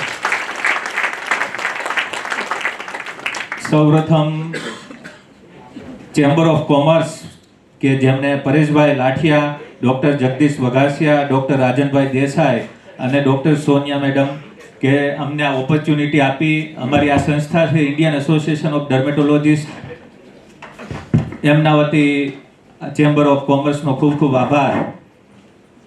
તો સૌપ્રથમ ઓડિયન્સ જેમને પણ પોતાના ક્વેશ્ચન્સ હોય તે યા તો માઇક કઈ રીતે સાહેબ રાખશો, લખીને આપશે. અવાજ આવશે એવું લાગે છે, હોલ નાનો છે એટલે ઊભું થઈ. હા, માઇક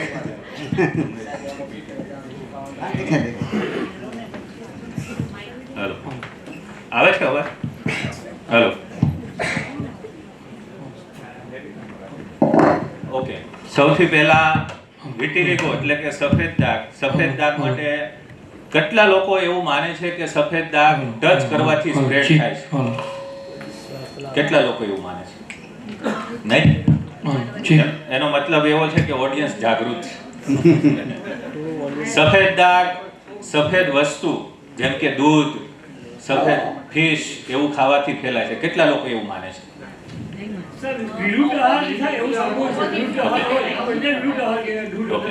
સાથે એવું નહીં, પણ સફેદ વસ્તુ ખાવાથી સફેદ દાગ થાય એવું કેટલા લોકો? ઓકે. સર, જગદીશ સર એનો જવાબ આપશે. વિટિલિગો ટચ કરવાથી ફેલાય કે નહીં? It is contagious or not? Not at all. કારણ કે અમે તો આખો દિવસ સફેદ ડાઘવાળા, અમારી પાસે 30% OPD સફેદ ડાઘને અમે તો ટચ કરીને જોતા હોય.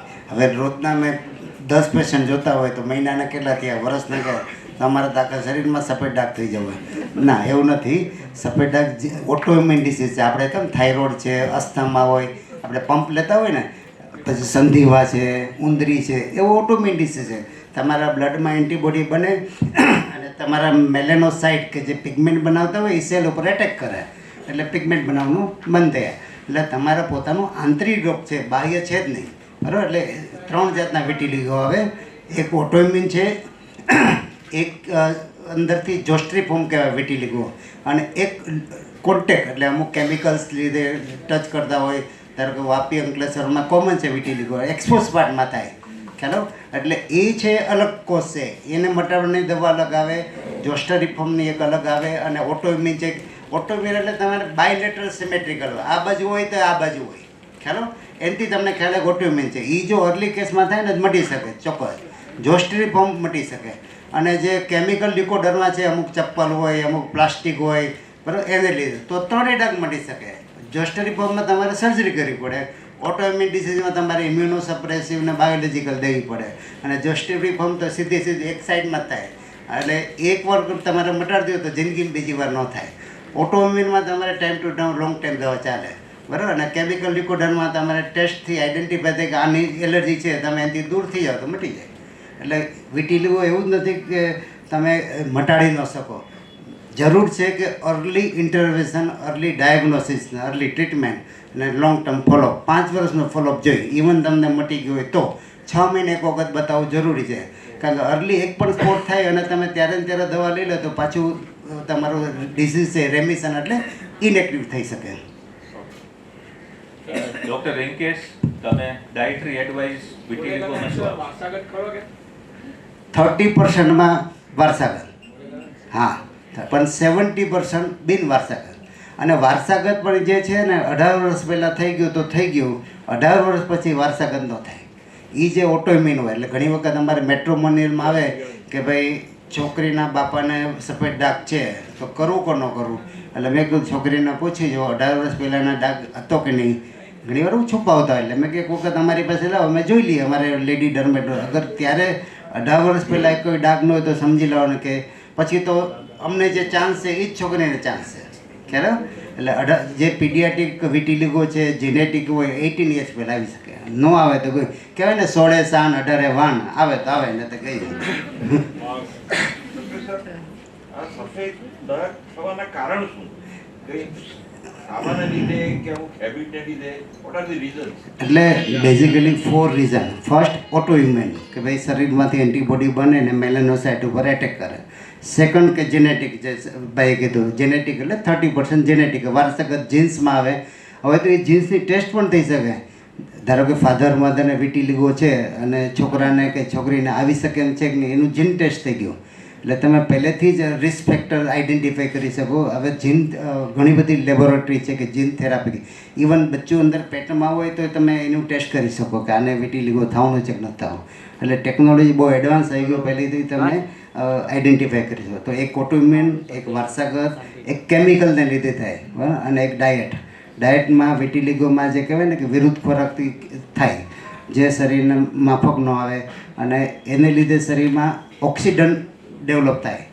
એટલે એ ઓક્સિડન્ટ જે હોય ને સી રિએક્ટિવ પેલે કહે ને ઓક્સિજન, એ મેલાનોસાઇટ ઉપર એટેક કરે, એટલે અંદરથી જે કહેવાય ને કે કેમિકલ બને ને એ વિટીલિગો કરે. તો 4 કારણ છે, અને 4માં છે કે જેનેટિક તમે પહેલેથી આઈડેન્ટિફાઈ કરો તો તમે ધ્યાન રાખી શકો. એટલે ઓટોઇમ્યુન હોય તો ઇમ્યુનોસપ્રેસિવ અને પલ્સમાં દવા આપો તો સારું થાય. એટલે 4 મટી શકે એમ છે, પણ તમારે અર્લી ડિટેક્શન બહુ હોય. એક વિટીલિગો જો 10 વર્ષ ક્રોસ થઈ ગયો ને પછી ન મટે. બીજો વિટીલિગો કે તમારા શરીરમાં 30% સ્પ્રેડ થઈ ગયો હોય ને તો ન મટે. થર્ડ કે જ્યાં વિટીલિગોમાં વ્હાઇટ સફેદ બાલ થઈ ગયા હોય ને એ ન મટી શકે. અને ચોથું કે બોની એરિયા જ્યાં જોઈન્ટ ઉપર સફેદ ડાઘ હોય ને તો એ ન મટે, તો એમાં પછી સર્જરી આવે. નેક્સ્ટ ક્વેશ્ચન, વિટીલિગો વારસાગત હોય કે નહીં એ તો વાત થઈ, આપણે સરે જવાબ પણ આપ્યો. રિંકેશભાઈ, કોઈ વ્યક્તિને કદાચ સફેદ ડાઘ હોય તો એના છોકરાઓમાં આવવાની પ્રોબેબિલિટી કેટલી હોય? એટલે જનરલ પબ્લિકમાં એવું એક મિથ હોય છે કે વિટીલિગો એટલે વારસાગત. મોટાભાગના લોકો આ જ પેટર્ન ફોલો કરતા હોય છે, પણ વિટીલિગોનું જીનેટિક ટ્રાન્સમિશન બહુ કોમ્પ્લેક્સ છે. ખાલી તમારા પપ્પાને કે મમ્મીને કે કોઈ બીજા રિલેટિવને સફેદ ડાઘ હોય એટલે બચ્ચાને સફેદ ડાઘ થવાના 5 થી 10%, મેક્સિમમ 20% જેવા ચાન્સ વધારે હોય. પણ ખાલી વારસાને લીધે જ સફેદ ડાઘ નહીં થશે, એની પોતાની લાઈફસ્ટાઈલ કેવી છે, ફૂડ કેવું છે, જીવનશૈલી કેવી છે, કેટલા એની લાઈફ ટાઈમમાં ઇન્ફેક્શન થાય છે, કેવા એન્વાયરમેન્ટમાં રહે છે, એ બધા ફેક્ટરની પણ રોલ હોય છે. એટલે વારસાગત વિટીલિગો વારસાગત રોગ ન કહી શકાય. એવા બધા જ ડિઝીઝ છે જેમાં વારસાગત થોડી થોડી ટેન્ડન્સી હોય જ. સામાન્ય ઉદાહરણ લઈએ તો આપણે બીપી ને શુગર છે તો મમ્મી પપ્પાને હોય તો દરેક ચાઇલ્ડને થવું જરૂરી નથી. જો એ સારી લાઈફસ્ટાઈલ ફોલો કરે, સારી ડાયટ લે તો એને સફેદ દાગ બીપી શુગર નથી થતા. એવી રીતે સફેદ દાગ પણ નથી થતા. ओके डॉक्टर साहब, आपने फूड का जिक्र किया अभी, तो to keep a good healthy skin what should be the food intake? Like eczema होता है, किसी को सोरियासिस होता है, अगर आप फूड को इनटेक कंट्रोल करते हैं तो so many things are covered એટલે controlling. So for good skin what are the best food? और जनरली एक थाली में क्या खाते हैं? ગ્રીન વેજીટેબલ્સ, સેલાડ, કઠોળ, સ્પ્રાઉટ્સ, ડ્રાય ફ્રૂટ્સ, મેઇનલી મેંદો, વ્હાઇટ ફ્લોર અને જે અત્યારે પેકેટ ફૂડ આવે છે, મેગી, જંક ફૂડ, એ બધું અવોઇડ કરવું જોઈએ. વિટીલિગો અત્યારે અમારી પ્રેક્ટિસમાં ઘણા નાના બાળકોને સફેદ દાગ થાય છે જેમાં એના ફેમિલી મેમ્બરમાં દૂર દૂર સુધી હોતા નથી. પછી આપણે એની લાઈફસ્ટાઈલ જોઈએ ને, તે બચ્ચો રોજે રોજ કુરકુરે, વેફર, પડીકા, એમાં ફૂડ પ્રિઝર્વેટિવ આવે, ફૂડ કલરિંગ એજન્ટ્સ આવે, ફૂડ એડિટિવ્સ આવે, પ્લાસ્ટિક્સ આવે. એ જ્યારે બોડીમાં જાય ત્યારે each and every time A different response આપે. ક્યારેક એ પ્રિઝર્વેટિવ સામે ઓટો એન્ટીબોડી બનાવી દે જે આપણા કલર બનાવવાના કોષો સાથે ક્રોસ રિએક્ટ કરે. એને જ ઓટો ઇમ્યુન પ્રોસેસ કહેવાય. એનાથી જ અત્યારે પેટના પણ ઘણા સિલિયાક ડિઝીઝ છે, એ બધા ડિઝીઝ એના લીધે જ વધી ગયા છે કે જંક ફૂડને એનું પ્રમાણ બહુ જ વધી ગયું છે. एक आपका क्वेश्चन का जवाब है, डाइट में 30% कार्बोहाइड्रेट होना चाहिए, 30% प्रोटीन होना चाहिए, 30% फैट होना चाहिए, और 10% जो होता है ना कि हमारा विटामिन कि जो भी ग्रीन लीफी वेजिटेबल फ्रूट जो सीजनल होता है वो ज़रूरी है. इसमें आयरन भी होना ज़रूरी है. तो ये ऐसे डिस्ट्रीब्यूट कर. हमारा क्या होता है गुज्जू में फाफड़ा, जलेबी, गाठिया, हांडवा, तो ये क्या सब हांडवा अच्छा है. ज़्यादातर हमारा फैट और कार्बोहाइड्रेट ज़्यादा रहता है, प्रोटीन कम रहता है. जो वेज होता है इसको प्रोटीन कहाँ से मिलेगा? तो इसके लिए स्प्राउट सबसे बेस्ट है. और उसको ये क्या बोलते हैं ग्रीन लीफी जो बोलते हैं ना कलरफुल वाला जो होता है ना वो आपको डिश में ज़्यादा होना चाहिए, सेम कलर वाला ज़्यादा नहीं होना चाहिए. बराबर, तो ये आपको ध्यान रखना. अभी एक नया कॉन्सेप्ट आया कि avoid milk. What is that? Milk में क्या होगा, जो सुनो आप देखो कि 140 करोड़ का पॉपुलेशन है. पहले 60 करोड़ पॉपुलेशन में हमारा जो काऊ और बफेलो है रेशियो होता है ना 5 ह्यूमन के बीच में 1 काऊ होती थी. अभी 140 करोड़ में वो काऊ और ये दोनों हाफ नहीं 1/4 हो गया. तो मिल्क प्रोडक्शन तो इतना ही है. On the country we are exporting milk. तो कहाँ से आया? तो ऑक्सीटोसिन इंजेक्शन जो आता है ना, एक काऊ जो पहले जो 30 लीटर देती है अभी 120 लीटर देती है. बराबर. और मिक्सिंग भी काफ़ी हो गया. अभी ये गवर्नमेंट ने जो बोला ना कि आपका पनीर जो होता है वो आर्टिफिशियल से दूर रखना. इट मीन्स गवर्नमेंट ने भी एक्सेप्ट किया कि भाई ये सब होता है. बराबर, जो पहले करना चाहिए था. तो कहने का मीनिंग है आपका जो डाइट है इसमें काफ़ी गड़बड़ है. आप जो सांस ले रहे हैं इसमें काफ़ी गड़बड़ है. देखो दिल्ली में जो लेते हैं ना पूरे दिन सांस है 30 सिगरेट इक्विवेलेंट टू पूरे दिन का सांस है. तो बोलो कि कहाँ जाएगा? और कॉन्टेक्ट जो हवा में जो एनवायरनमेंट से हमारा कॉन्टेक्ट रहता है. आप देखो एक्सपोज स्किन जो होती है और आपकी हिडन स्किन, एक्सपोज स्किन होती है काली भी होती है, वहाँ रिंकल्स भी ज़्यादा आता है और डिहाइड्रेट जल्दी होती आते हैं. बराबर. तो देखो तो एनवायरनमेंट का इफेक्ट कितना आता है, खाने पीने का इफेक्ट आता है, पीने के. अभी देखो ये जो एक पेशेंट कैनेडा एनआर है हमारा वहाँ गया. बराबर. तो 2 प्रॉब्लम इसको जल्दी होता है. एक तो हेयर फॉलिंग क्योंकि हार्ड वाटर होता है, वहाँ लोगों सेफ्टी का ज़्यादा ध्यान रखता है. तो क्लोरीन एकदम ज़्यादा डालते हैं. हमारा क्लोरीन इतना नहीं होता है, इसीलिए घर में आरओ सिस्टम लगाना पड़ता है. वहाँ वेस्टर्न कंट्री में आप जो टैप वाटर है ना वो पी सकते हो, समझ गए. तो इतना वो लोग ध्यान रखते हैं. सेफ्टी पहले, एफिकेसी बाद में. तो स्किन डिहाइड्रेट होती है, हेयर फॉल सबसे पहले होता है. जब जहाँ से लड़का वहाँ जाता है ना और 2 साल के बाद आता तो 50% बाल रहता है. तो कनाडा वो 50% बाल खा जाता है. बराबर. तो ये सब एनवायरनमेंट की इफेक्ट बहुत आती है इसमें. નેક્સ્ટ ક્વેશ્ચન આપણે છે ને ક્વેશ્ચન આન્સર લાસ્ટમાં રાખીએ. એમનું જે સેશન ચાલે છે ને તે પહેલાં આપણે પતાવી દઈએ એટલે વચ્ચે કોઈ બી નવા ક્વેશ્ચન ના પૂછતા સર જે પહેલા આપનું જે પ્રેઝન્ટેશનમાં જે ક્વેશ્ચન છે તે આપણે લઈ લઈએ સરના. એટલે 50% તમારે આમાં સોલ્યુશન આવી કવર જાય. થઈ જશે મોસ્ટલી, એટલે એમ કઈ નહીં ચાલે. Should people with vitiligo avoid marriage? નારેના 2 મેરેજ કરી શકે કેપેસિટી હોય તો. વિટિલિગો વિશે દરેક ઇન્ડિયન ફેમિલીમાં જે બિલીવ્સ હોય છે એમાં સૌથી મોટી બિલીફ શું હોય છે અને તમે શું એડવાઇસ આપશો? રિંકેશભાઈ. એ જ આ વિટિલિગો આમ ડર્મેટોલોજી ફિલ્ડમાં એને કોઈ રોગ નથી માનવામાં આવતો, એ એક સોશિયલ સ્ટિગ્મા ગણવામાં આવે.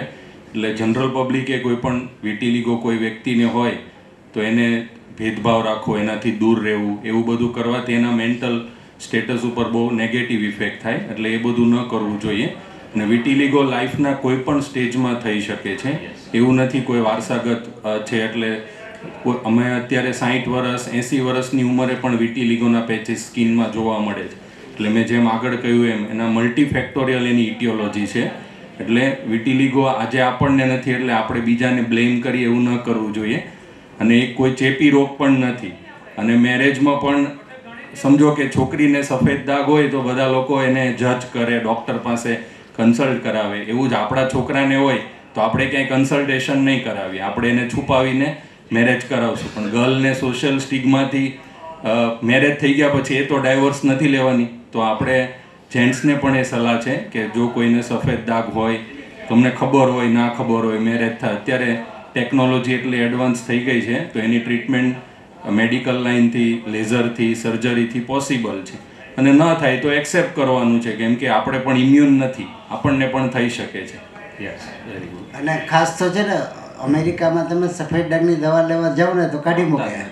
ફોરેન કન્ટ્રીમાં આને એક્સેપ્ટ કરો તો કલરના રોગ છે, આનાથી તમને આમ થવાનું નથી, તમારા ઇન્ટરનલ સિસ્ટમને અફેક્ટ નથી કરતો, તો શું કામ દવા લે છો? એટલે તે દવા જ નથી આપતા, બગાડ દે. એની દવા છે ને આપણી ઇમ્યુન સિસ્ટમ ઉપર બહુ નેગેટિવ અસર કરે. મતલબ એ સ્ટ્રોંગ દવા હોય. એટલે લોકોના મગજમાંથી જો આ વિટિલિગો જતો રહે તો એની દવા લેવાની જરૂર જ નથી. કેમ કે દર્દીને તો પેઇન, ઇચિંગ, દુખાવો કાંઈ થતું જ નથી. બીજા લોકો જોઈને એને ફીલ કરાવે છે કે ભાઈ આને સફેદ દાગ છે, એટલે સમાજમાં પોતાનું એક રાખવા માટે એ વ્યક્તિ દવા લે છે સફેદ દાગની. એમ કોઈ પણ ડર્મેટોલોજીસ્ટ અંદરથી ઈચ્છે જ નહીં કે આ સફેદ ડાઘની દવા શું કામ લેવા. અમને તેમ થાય કે આ સ્વીકારી લે ને આની દવા જ ન લેતા, એવું અમને થાય. પછી સોશિયલ સ્ટિગ્મા આખું ઘર આવે સાથે, ખ્યાલ આવ્યો, સામેના પક્ષવાળા આવે, એટલે પછી અમારે દવા દેવી પડે. આઈડિયલી દવાની જરૂર નથી હોતી. મોટાભાગે હિસ્ટ્રી એવી હોય કે હમણાં થોડા દિવસ પહેલાં વિરુદ્ધ આહાર ખાઈ લીધો, એવું એને સાથે કનેક્ટ કરીને એક્યુટ હિસ્ટ્રી તરીકે આવે. તો અમે અમારા લેવલે કાઉન્સિલિંગ કરીએ, પણ બધા જ અવેર થઈ જાય તો આ પ્રોબ્લેમનું સોલ્યુશન આવી જાય. જેમ કોઈ પ્રાણીના બચ્ચા હોય એમાં બધાના રંગ અલગ અલગ આવી શકે, એવી રીતે આપણે એને એક્સેપ્ટ કરવું જોઈએ. શું દરેક સફેદ દાગ વિટિલિગો હોય અથવા સફેદ દાગના બીજા કયા કયા રોગ હોય? ના ના, સફેદ ડાઘ દરેક કલરમાં કરોળિયા હોઈ શકે, પછી લાંછન પણ હોઈ શકે, ઘણા સફેદ લાંછન હોય. બરાબર, અમુક વસ્તુ પોસ્ટ બંધ દાજી ગયા હોય, પાછળથી સફેદ ડાઘ રહી ગયા હોય. તો કહેવાનો મિનિંગ છે કે દરેક સફેદ ડાઘ કહેવાય દરેક પીળું સોનું નથી હોતું, એમ દરેક સફેદ ડાઘ જે છે એ વિલિકોડરમાં કોડ કેવું નથી હોતું. એટલે ખાસ ડર્મેટોલોજી અમારી પાસે છે ને વુડ સ્લેમથી, એનાથી અમને ખબર પડી જાય કે આ વિટિલિગો, બાયોપ્સીથી ખબર પડી જાય કે ભાઈ આ વિટિલિગો છે કે નહીં. અને એક ડર્માસ્કોપ કરીને મશીન આવે, એનાથી તમને ખ્યાલ આવી જાય કે આ લિકોડરમાં છે કે નહીં. કહેવાનો મિનિંગ એ છે કે 30% કેસ એવા છે કે ખરેખર સફેદ ડાઘ હોય જ નહીં, પણ લોકો એને કન્સિડર એ છે કે ભાઈ આ લિકોડરમાં છે. અમુક દર્દીઓની સારવાર ચાલતી હોય તો તેઓને થોડો જલ્દી રિસ્પોન્સ આવતો હોય છે, જ્યારે બીજાઓને થોડો લેટ અથવા ડિલેડ રિસ્પોન્સ હોય. શા માટે આવું થતું હોય છે? એ વિટિલિગોના ટાઈપ પર ડિપેન્ડ કરે. જે સફેદ દાગ સાથે સફેદ વાળ હોય એનો રિસ્પોન્સ સ્લો હોય. સરે આગળ કીધું એમ બોની એરિયાઝ હોય, લિપ્સ પર હોય, tips of the finger, toes, એ બધા એરિયામાં રિસ્પોન્સ થોડો સ્લો આવતો હોય છે.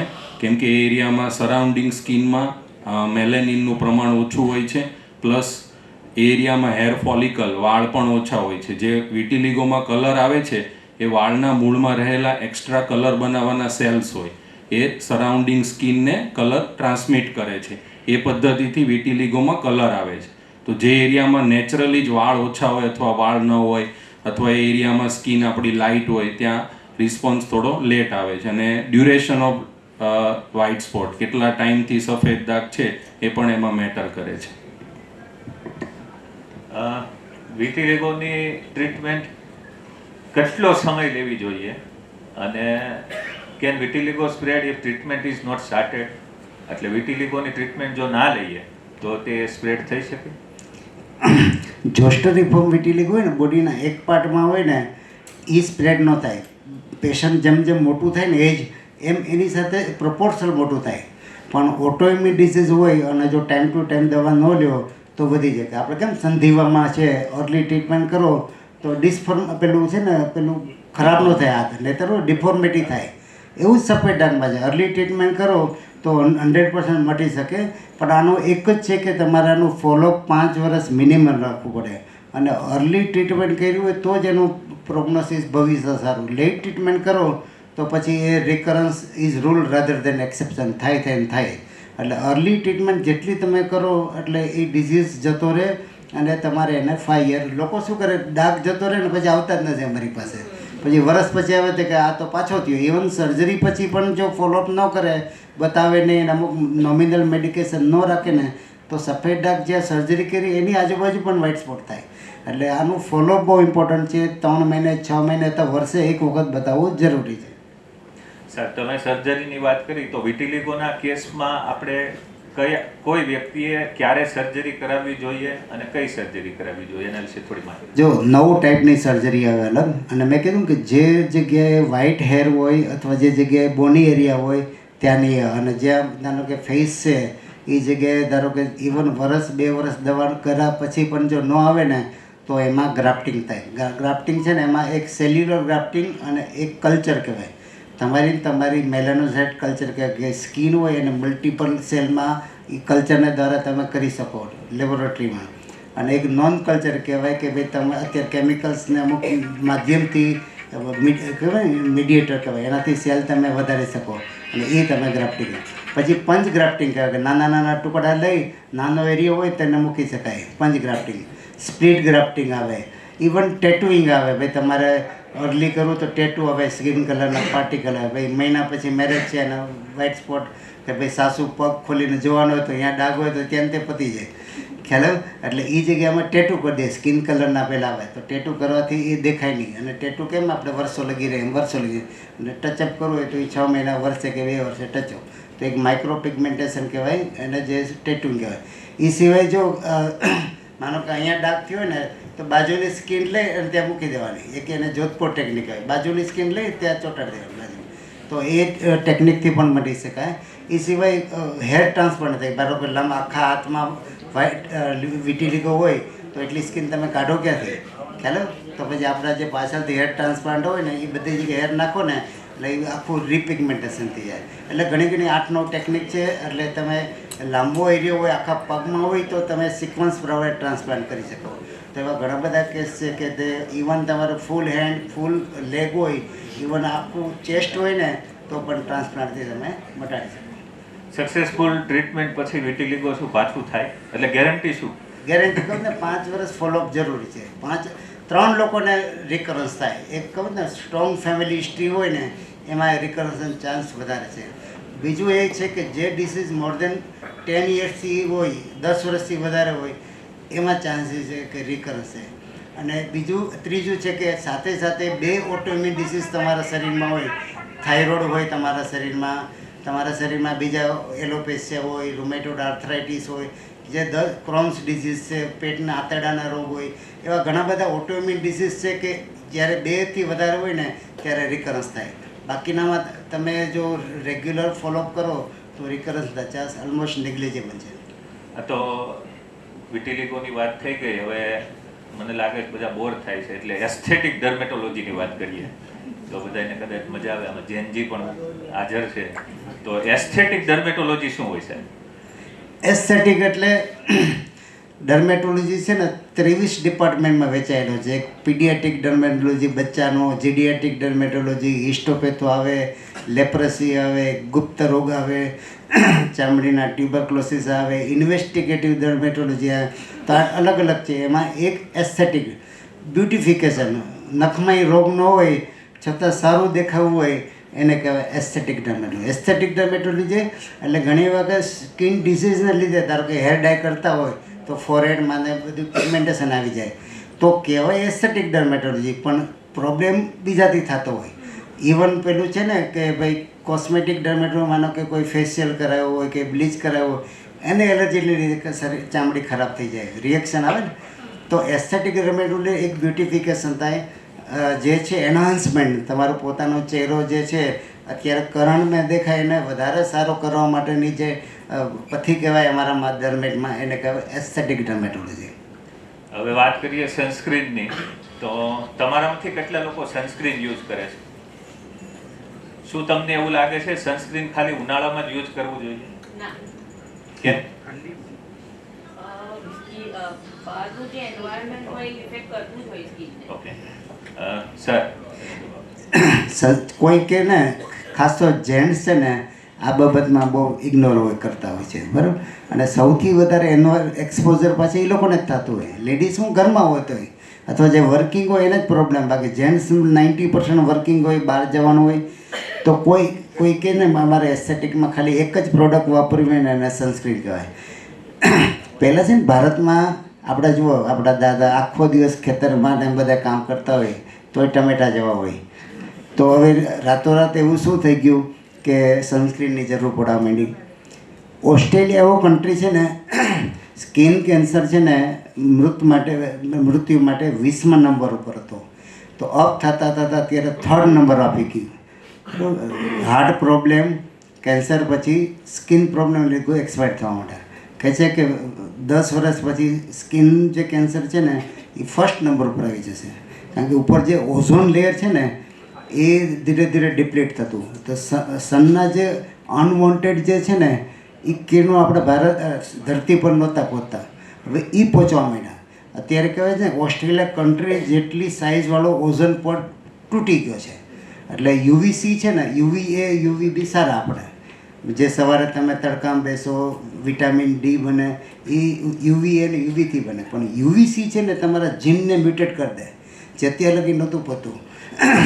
અત્યાર લગી કાળી સ્કિન હોય, ધારો કે આફ્રિકામાં સ્કિન કેન્સર થાય જ નહીં, ખ્યાલ આવ્યો, કારણ કે મેલેનિન જે ઉપર હોય ને એ પ્રોટેક્ટ કરે. આપણા કન્ટ્રીમાં પણ પ્રોટેક્ટ કરતું હતું. પહેલાં અમે સ્કિન કેન્સર છે ને વર્ષમાં એકવાર જતા, હવે મહિનામાં 5-5 જવા માંડ્યા. કહેવાનો એ મિનિંગ છે કે ડે બાય ડે આપણામાં પણ વધતું જાય છે. તો સૌથી સન જે સ્ક્રીન છે ને પ્રોટેક્ટ કરે, તો પ્રોટેક્શનના પણ એ જે અમે ડિસ્કશન કરશું કે 3 મિથ હોય કે વાદળા છે, ચોમાસામાં મારે હું સનસ્ક્રીનની જરૂર છે.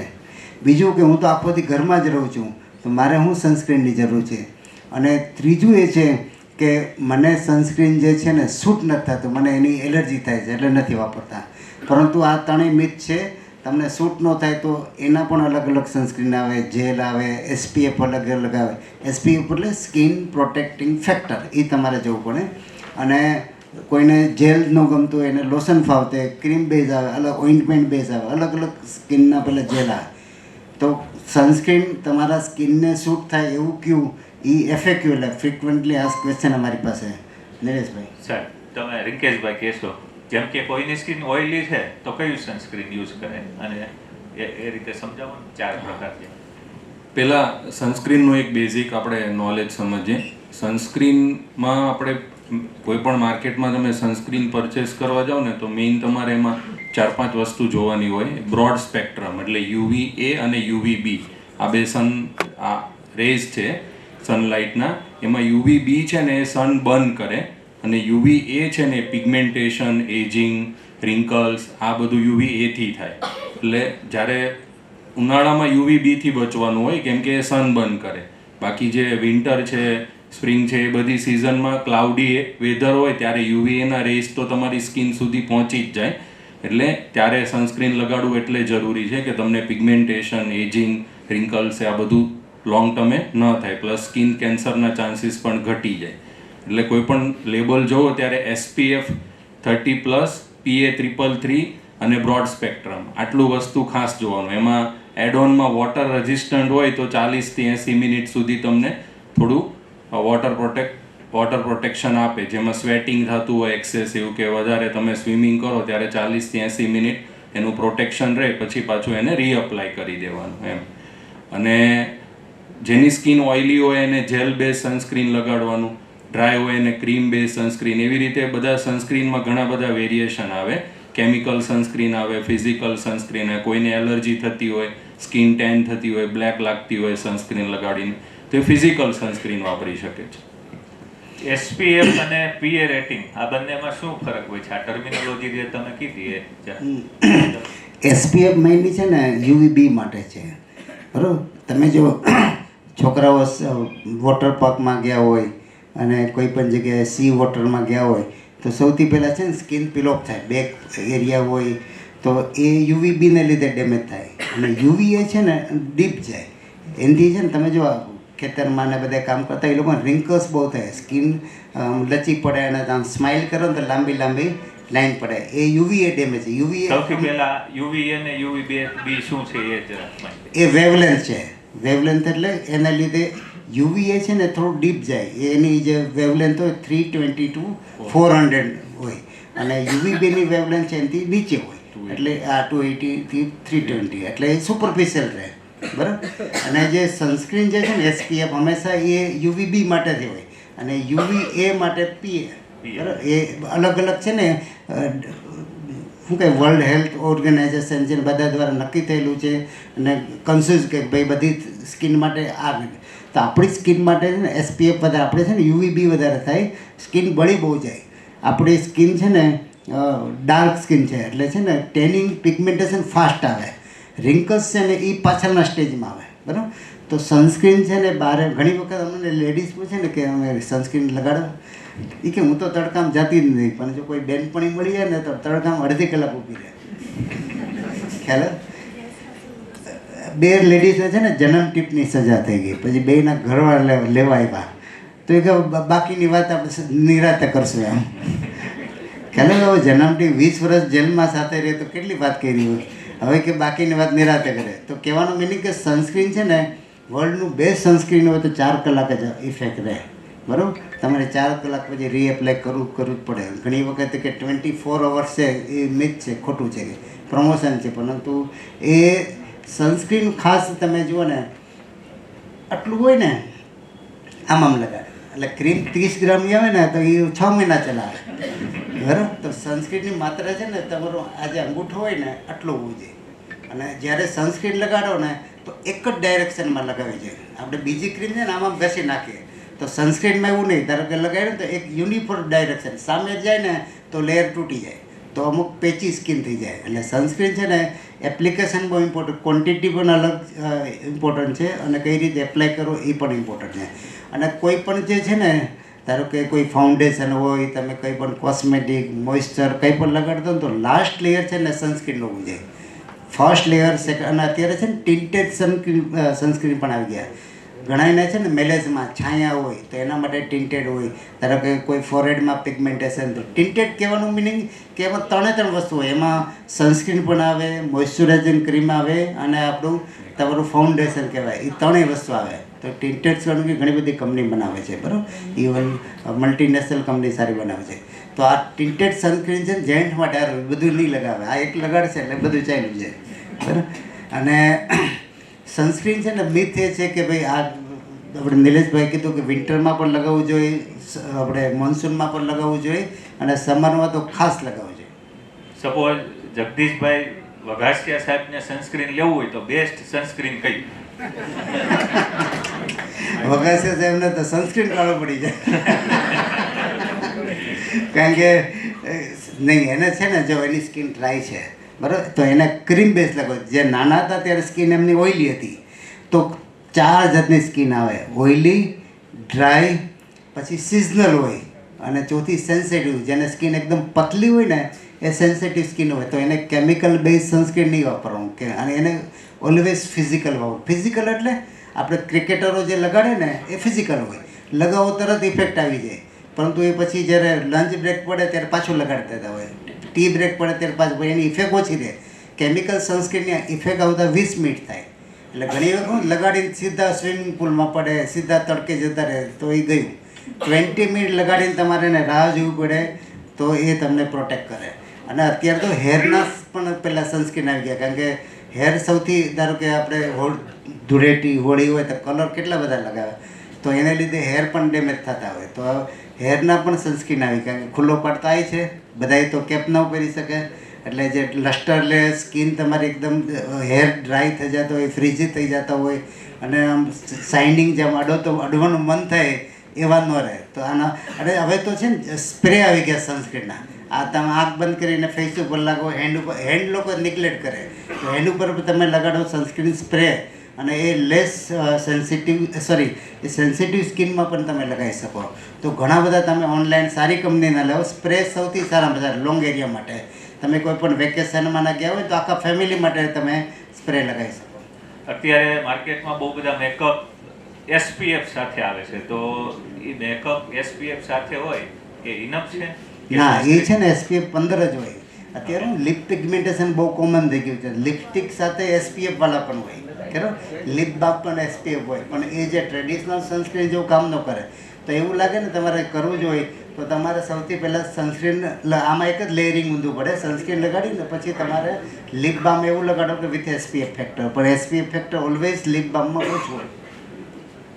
સનસ્ક્રીન વિટામિન D ડેફિશિયન્સી કરે?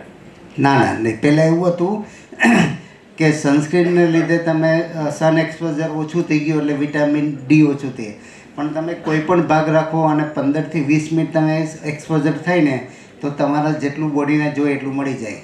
ઇવન પગ રાખો, હાથ રાખો, અને અત્યારે તો હું વિટામિન Dના સપ્લિમેન્ટ આવે. તમે આ બધાનું તમે કરો, ઇવન આખો દિવસ તડકામાં રહેતા હોય તો D3 આપણે ઓછું જ આવે છે. B12 D3 છે ને 10 માંથી 8 ને ઓછું આવે. એ પારુલબેન વેલકમ. પારુલબેન 4 કમિટીના પેલા હું ગ્રુપ ચેરમેન છે પારુલબેન વડગામાં. અને એકવાર તાળીઓ મેડમ.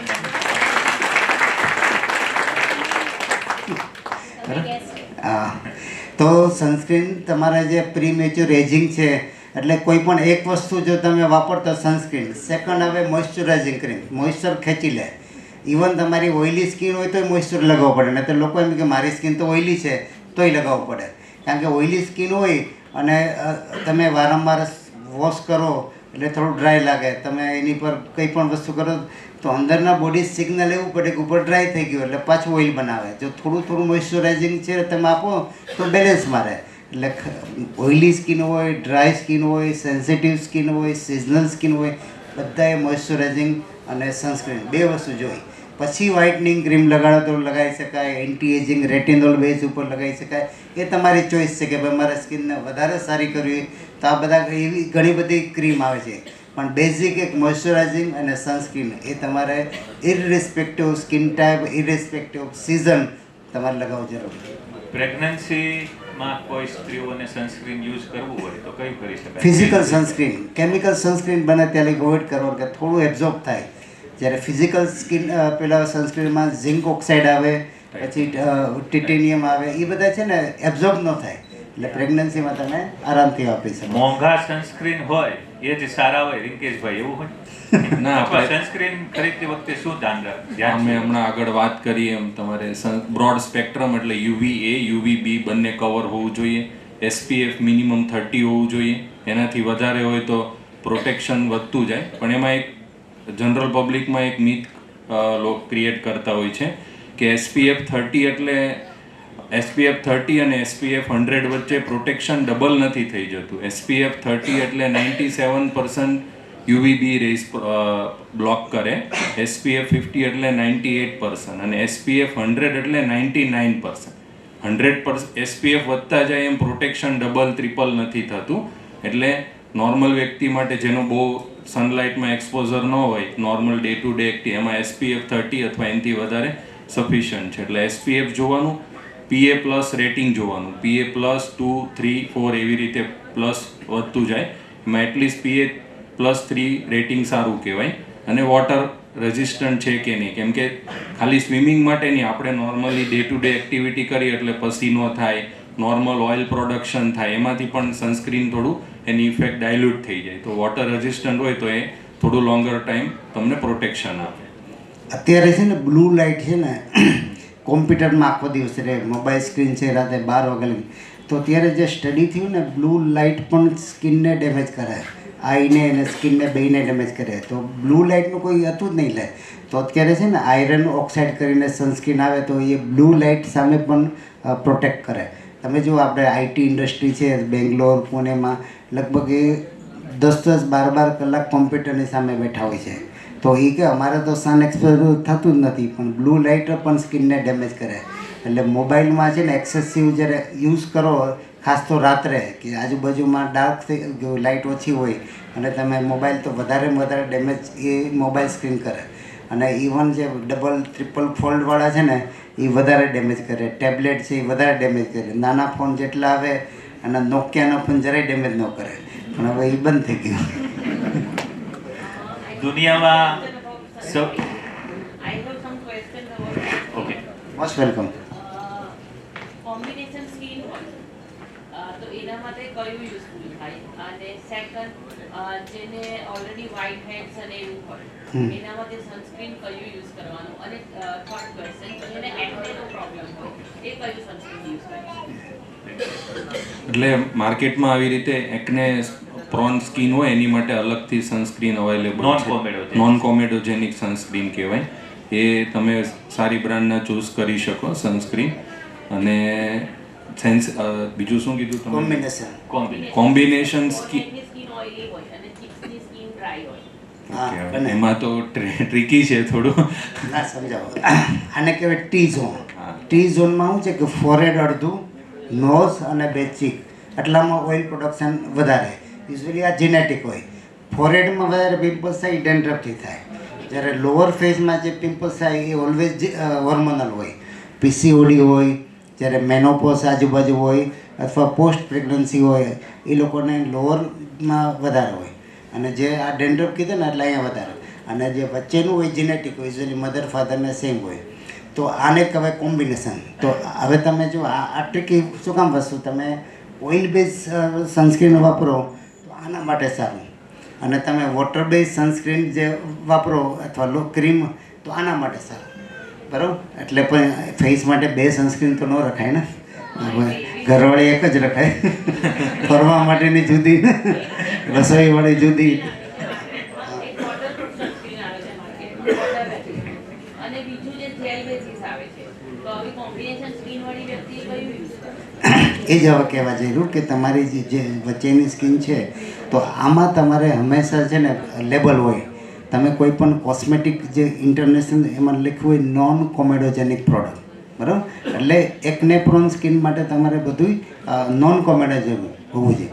એવું જ અત્યારે સનસ્ક્રીનમાં તમે જુઓ ને ટાઇટલમાં નોન કોમેડોજેનિક સનસ્ક્રીન. એટલે સિમ્પલ એનો આન્સર એ છે કે તમારે એ છે ને બેયનું ધ્યાન રાખશે. પિમ્પલ્સ નહીં થવા દે, તમારા બ્લેક હેડ વ્હાઇટ હેડ્સ નહીં થવા દે, અને એ સિવાય તમારે જે સ્કિનનું ધ્યાન રાખે. એટલે આ જે છે ને ડ્યુઅલ એક્શન કહેવાય સનસ્ક્રીન, બરાબર? કારણ કે તમારો જે પ્રોબ્લેમ છે ઘણા બધાને પ્રોબ્લેમ છે, બરાબર? એટલે જે ખાસ તો ટીનેજરને એ લોકોને સાઈડની જે સ્કિન હોય ડ્રાય હોય ને વચ્ચે પુષ્કળ પિમ્પલ્સ નીકળે. તો આ ડ્યુઅલ એક્શનવાળા સનસ્ક્રીન અત્યારે આવેલા છે કે નીચે લખેલું છે કે નોન કોમેડોજેનિક. એટલે એ તમારા બ્લેક હેડનું પણ ધ્યાન રાખે. ચાલો એક હેર માટે ફટાફટ રેપિડ ફાયર. તો હેર માટે અત્યારે અર્લી એજમાં હેર લોસ થાય છે એના કારણો શું હોય છે? અર્લી એજમાં હેર લોસ અત્યારે સૌથી સળગતો પ્રશ્ન.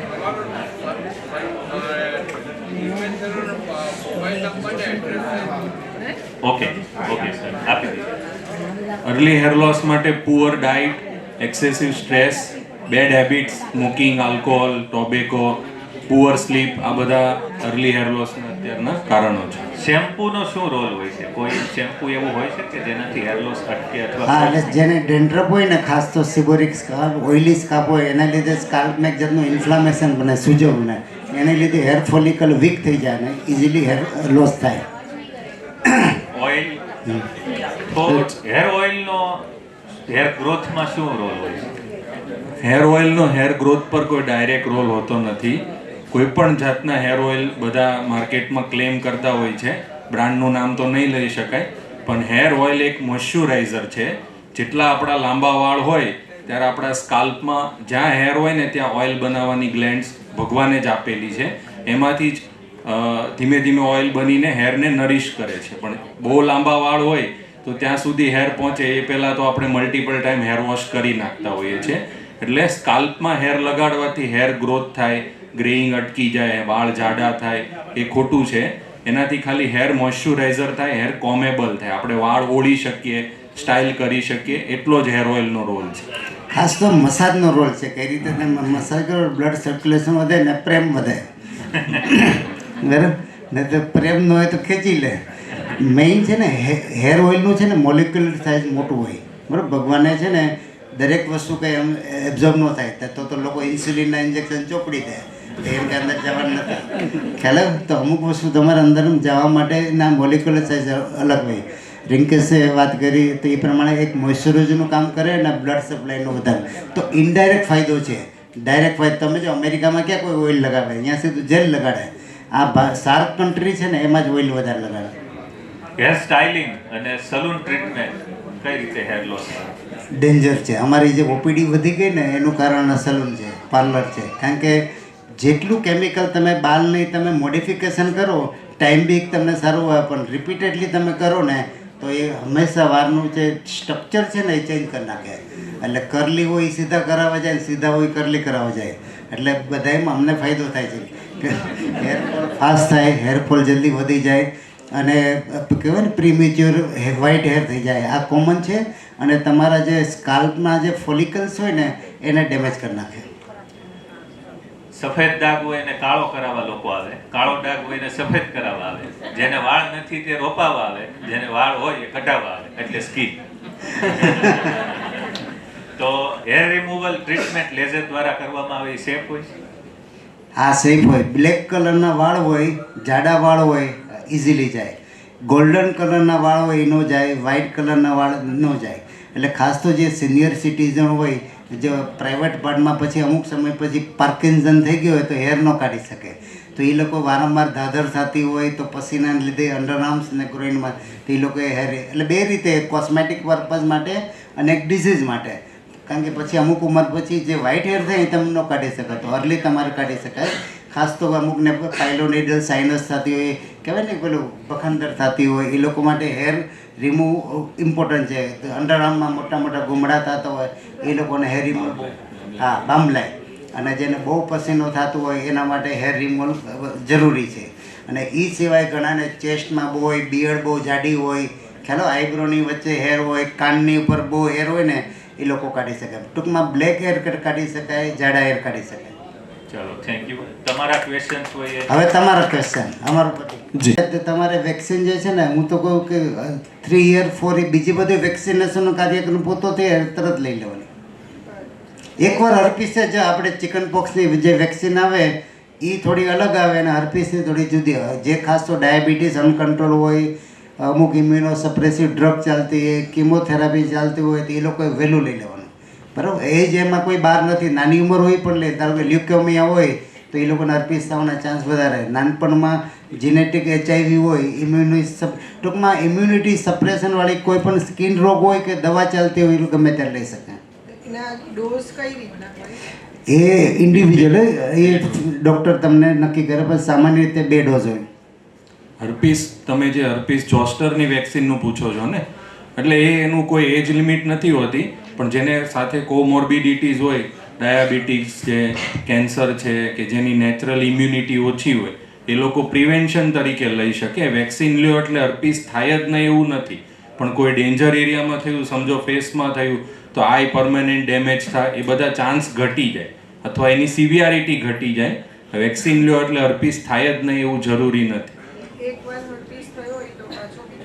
નહીં, નોર્મલ પબ્લિકને બીજી વાર ન થાય. જે ઇમ્યુનો કોમ્પ્રોમાઇઝ હોય, જેની ઇમ્યુનિટી ડાઉન હોય અથવા કોઈ મેડિસિન કેન્સરથી દવાથી ડાઉન રાખવામાં આવતી હોય એને ફરીવાર થઈ શકે, બીજા વ્યક્તિને ન. જી, આ બાજુ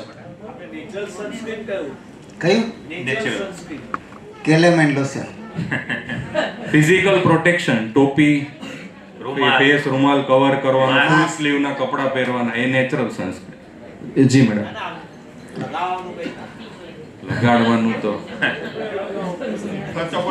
એ જ ને, આ કપડાં ફૂલ કરી તો કઈ લગાવવું જ ન પડે ને, રિમૂવ એ ના કરવું પડે, કવર કરવાનું. તમે પહેલા બોલો પછી તમારો બોલો. PCOS બહુ જ કોમન થઈ ગયું છે, યા તો કોઈ પણ હોર્મોનલ ઇમ્બેલેન્સ, તેના અંદર આ કોસ્મેટોલોજી કેટલું હેલ્પ કરી શકે? કેમ કે એવું કહેવાય છે કે લાઇફસ્ટાઈલ ચેન્જ કરો તો એક એન્થોસિસ નાઇગ્રિકન્સ કે ફેસના અંદર તમે કીધું લોવર ફેસમાં એકને, એ બધું એનાથી સોલ્વ થઈ જશે. બટ આની અંદર કોસ્મેટિક ડર્મેટોલોજી તો હેલ્પ કરે? Good question. પીસીઓડી એટલે પોલિસિસ્ટિક ઓવેરિયન ડિસીઝ, બરાબર.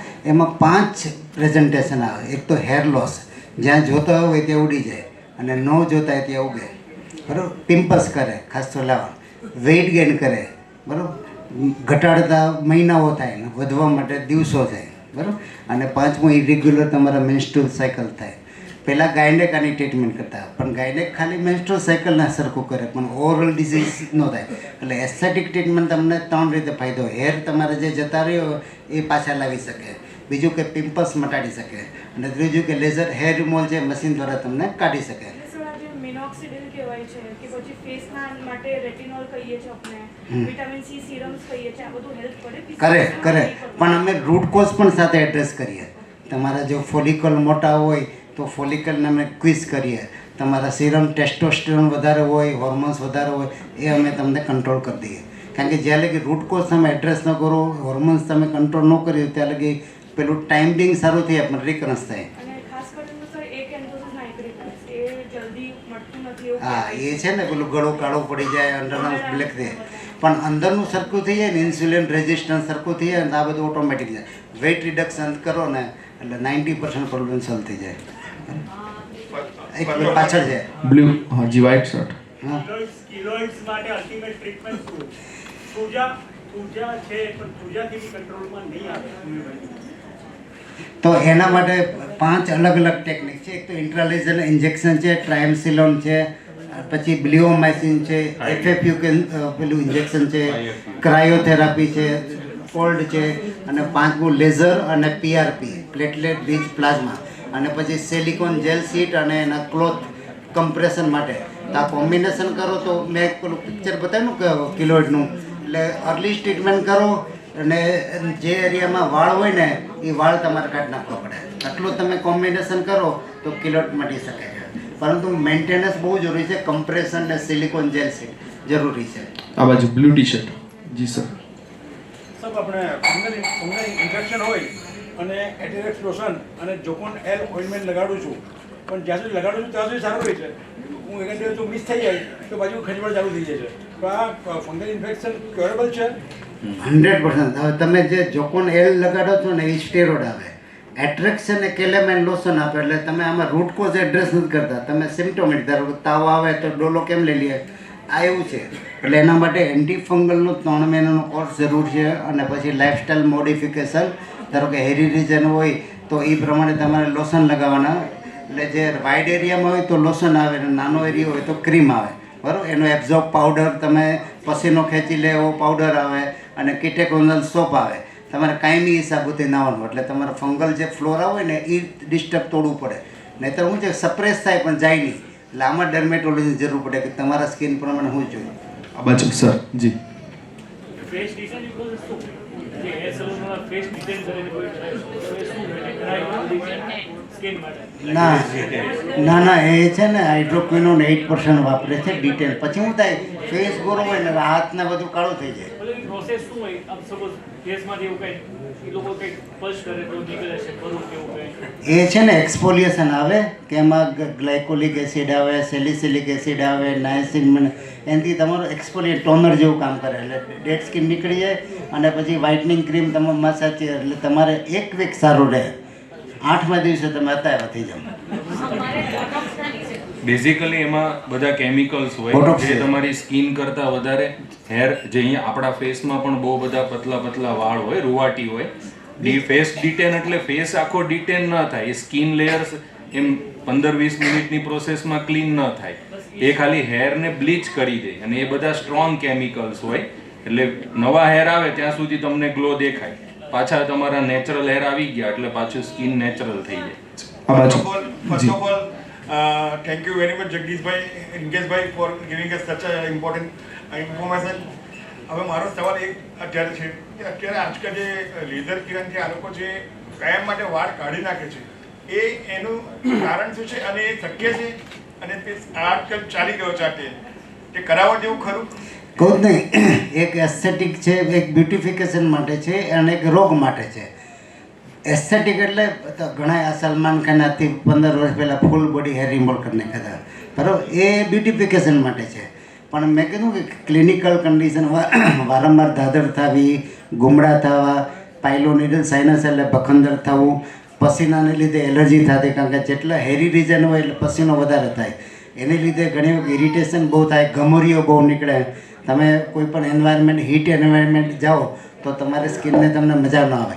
ઇવન તમારા પસીનાને લીધે કોઈ તમે ક્લોથ પહેરો તો એ વારંવાર ભીનો થઈ જાય.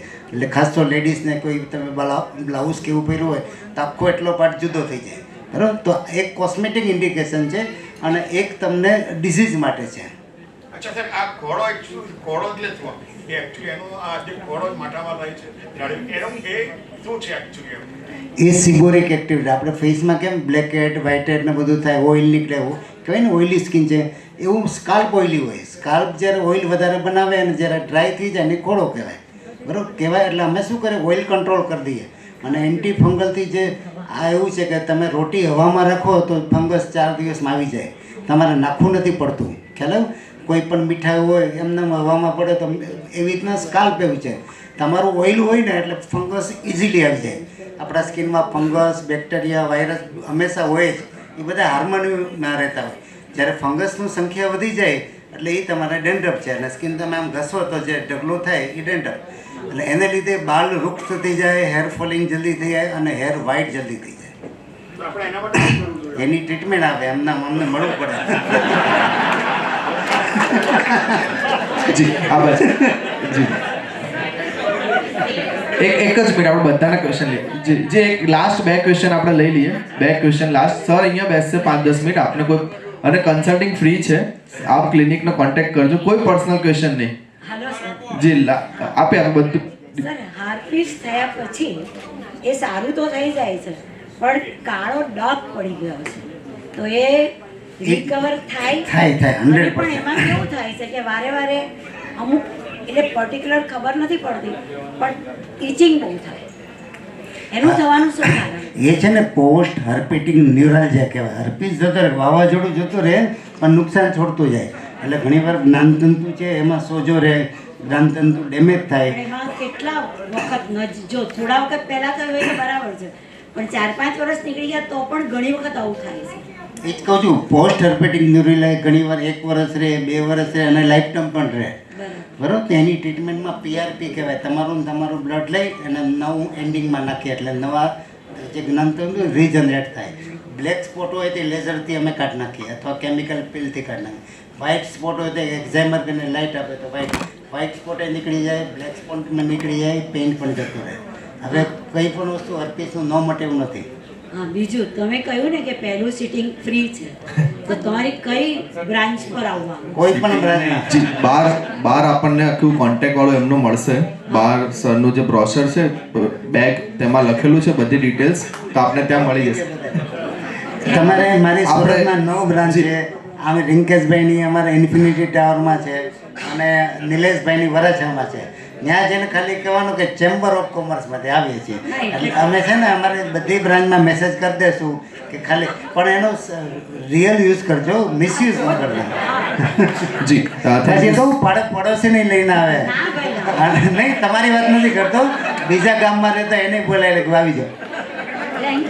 જી, થેન્ક યુ સો મચ. આ સાથે હું પારુલ મેડમ અને જગદીશ સરને પણ વિનંતી કરું છું, એક ગ્રુપ ફોટો મેડમ સાથે બાકી છે. અને આપ દરેકનો ખૂબ ખૂબ આભાર. આ સાથે જ અમે આ કાર્યક્રમને સમાપન કરીએ છીએ. Thank you so much Jagdish sir, બંને સ્પીકર ડોક્ટર્સનો અને ચેમ્બર ઓફ કોમર્સના દરેક મિત્રો.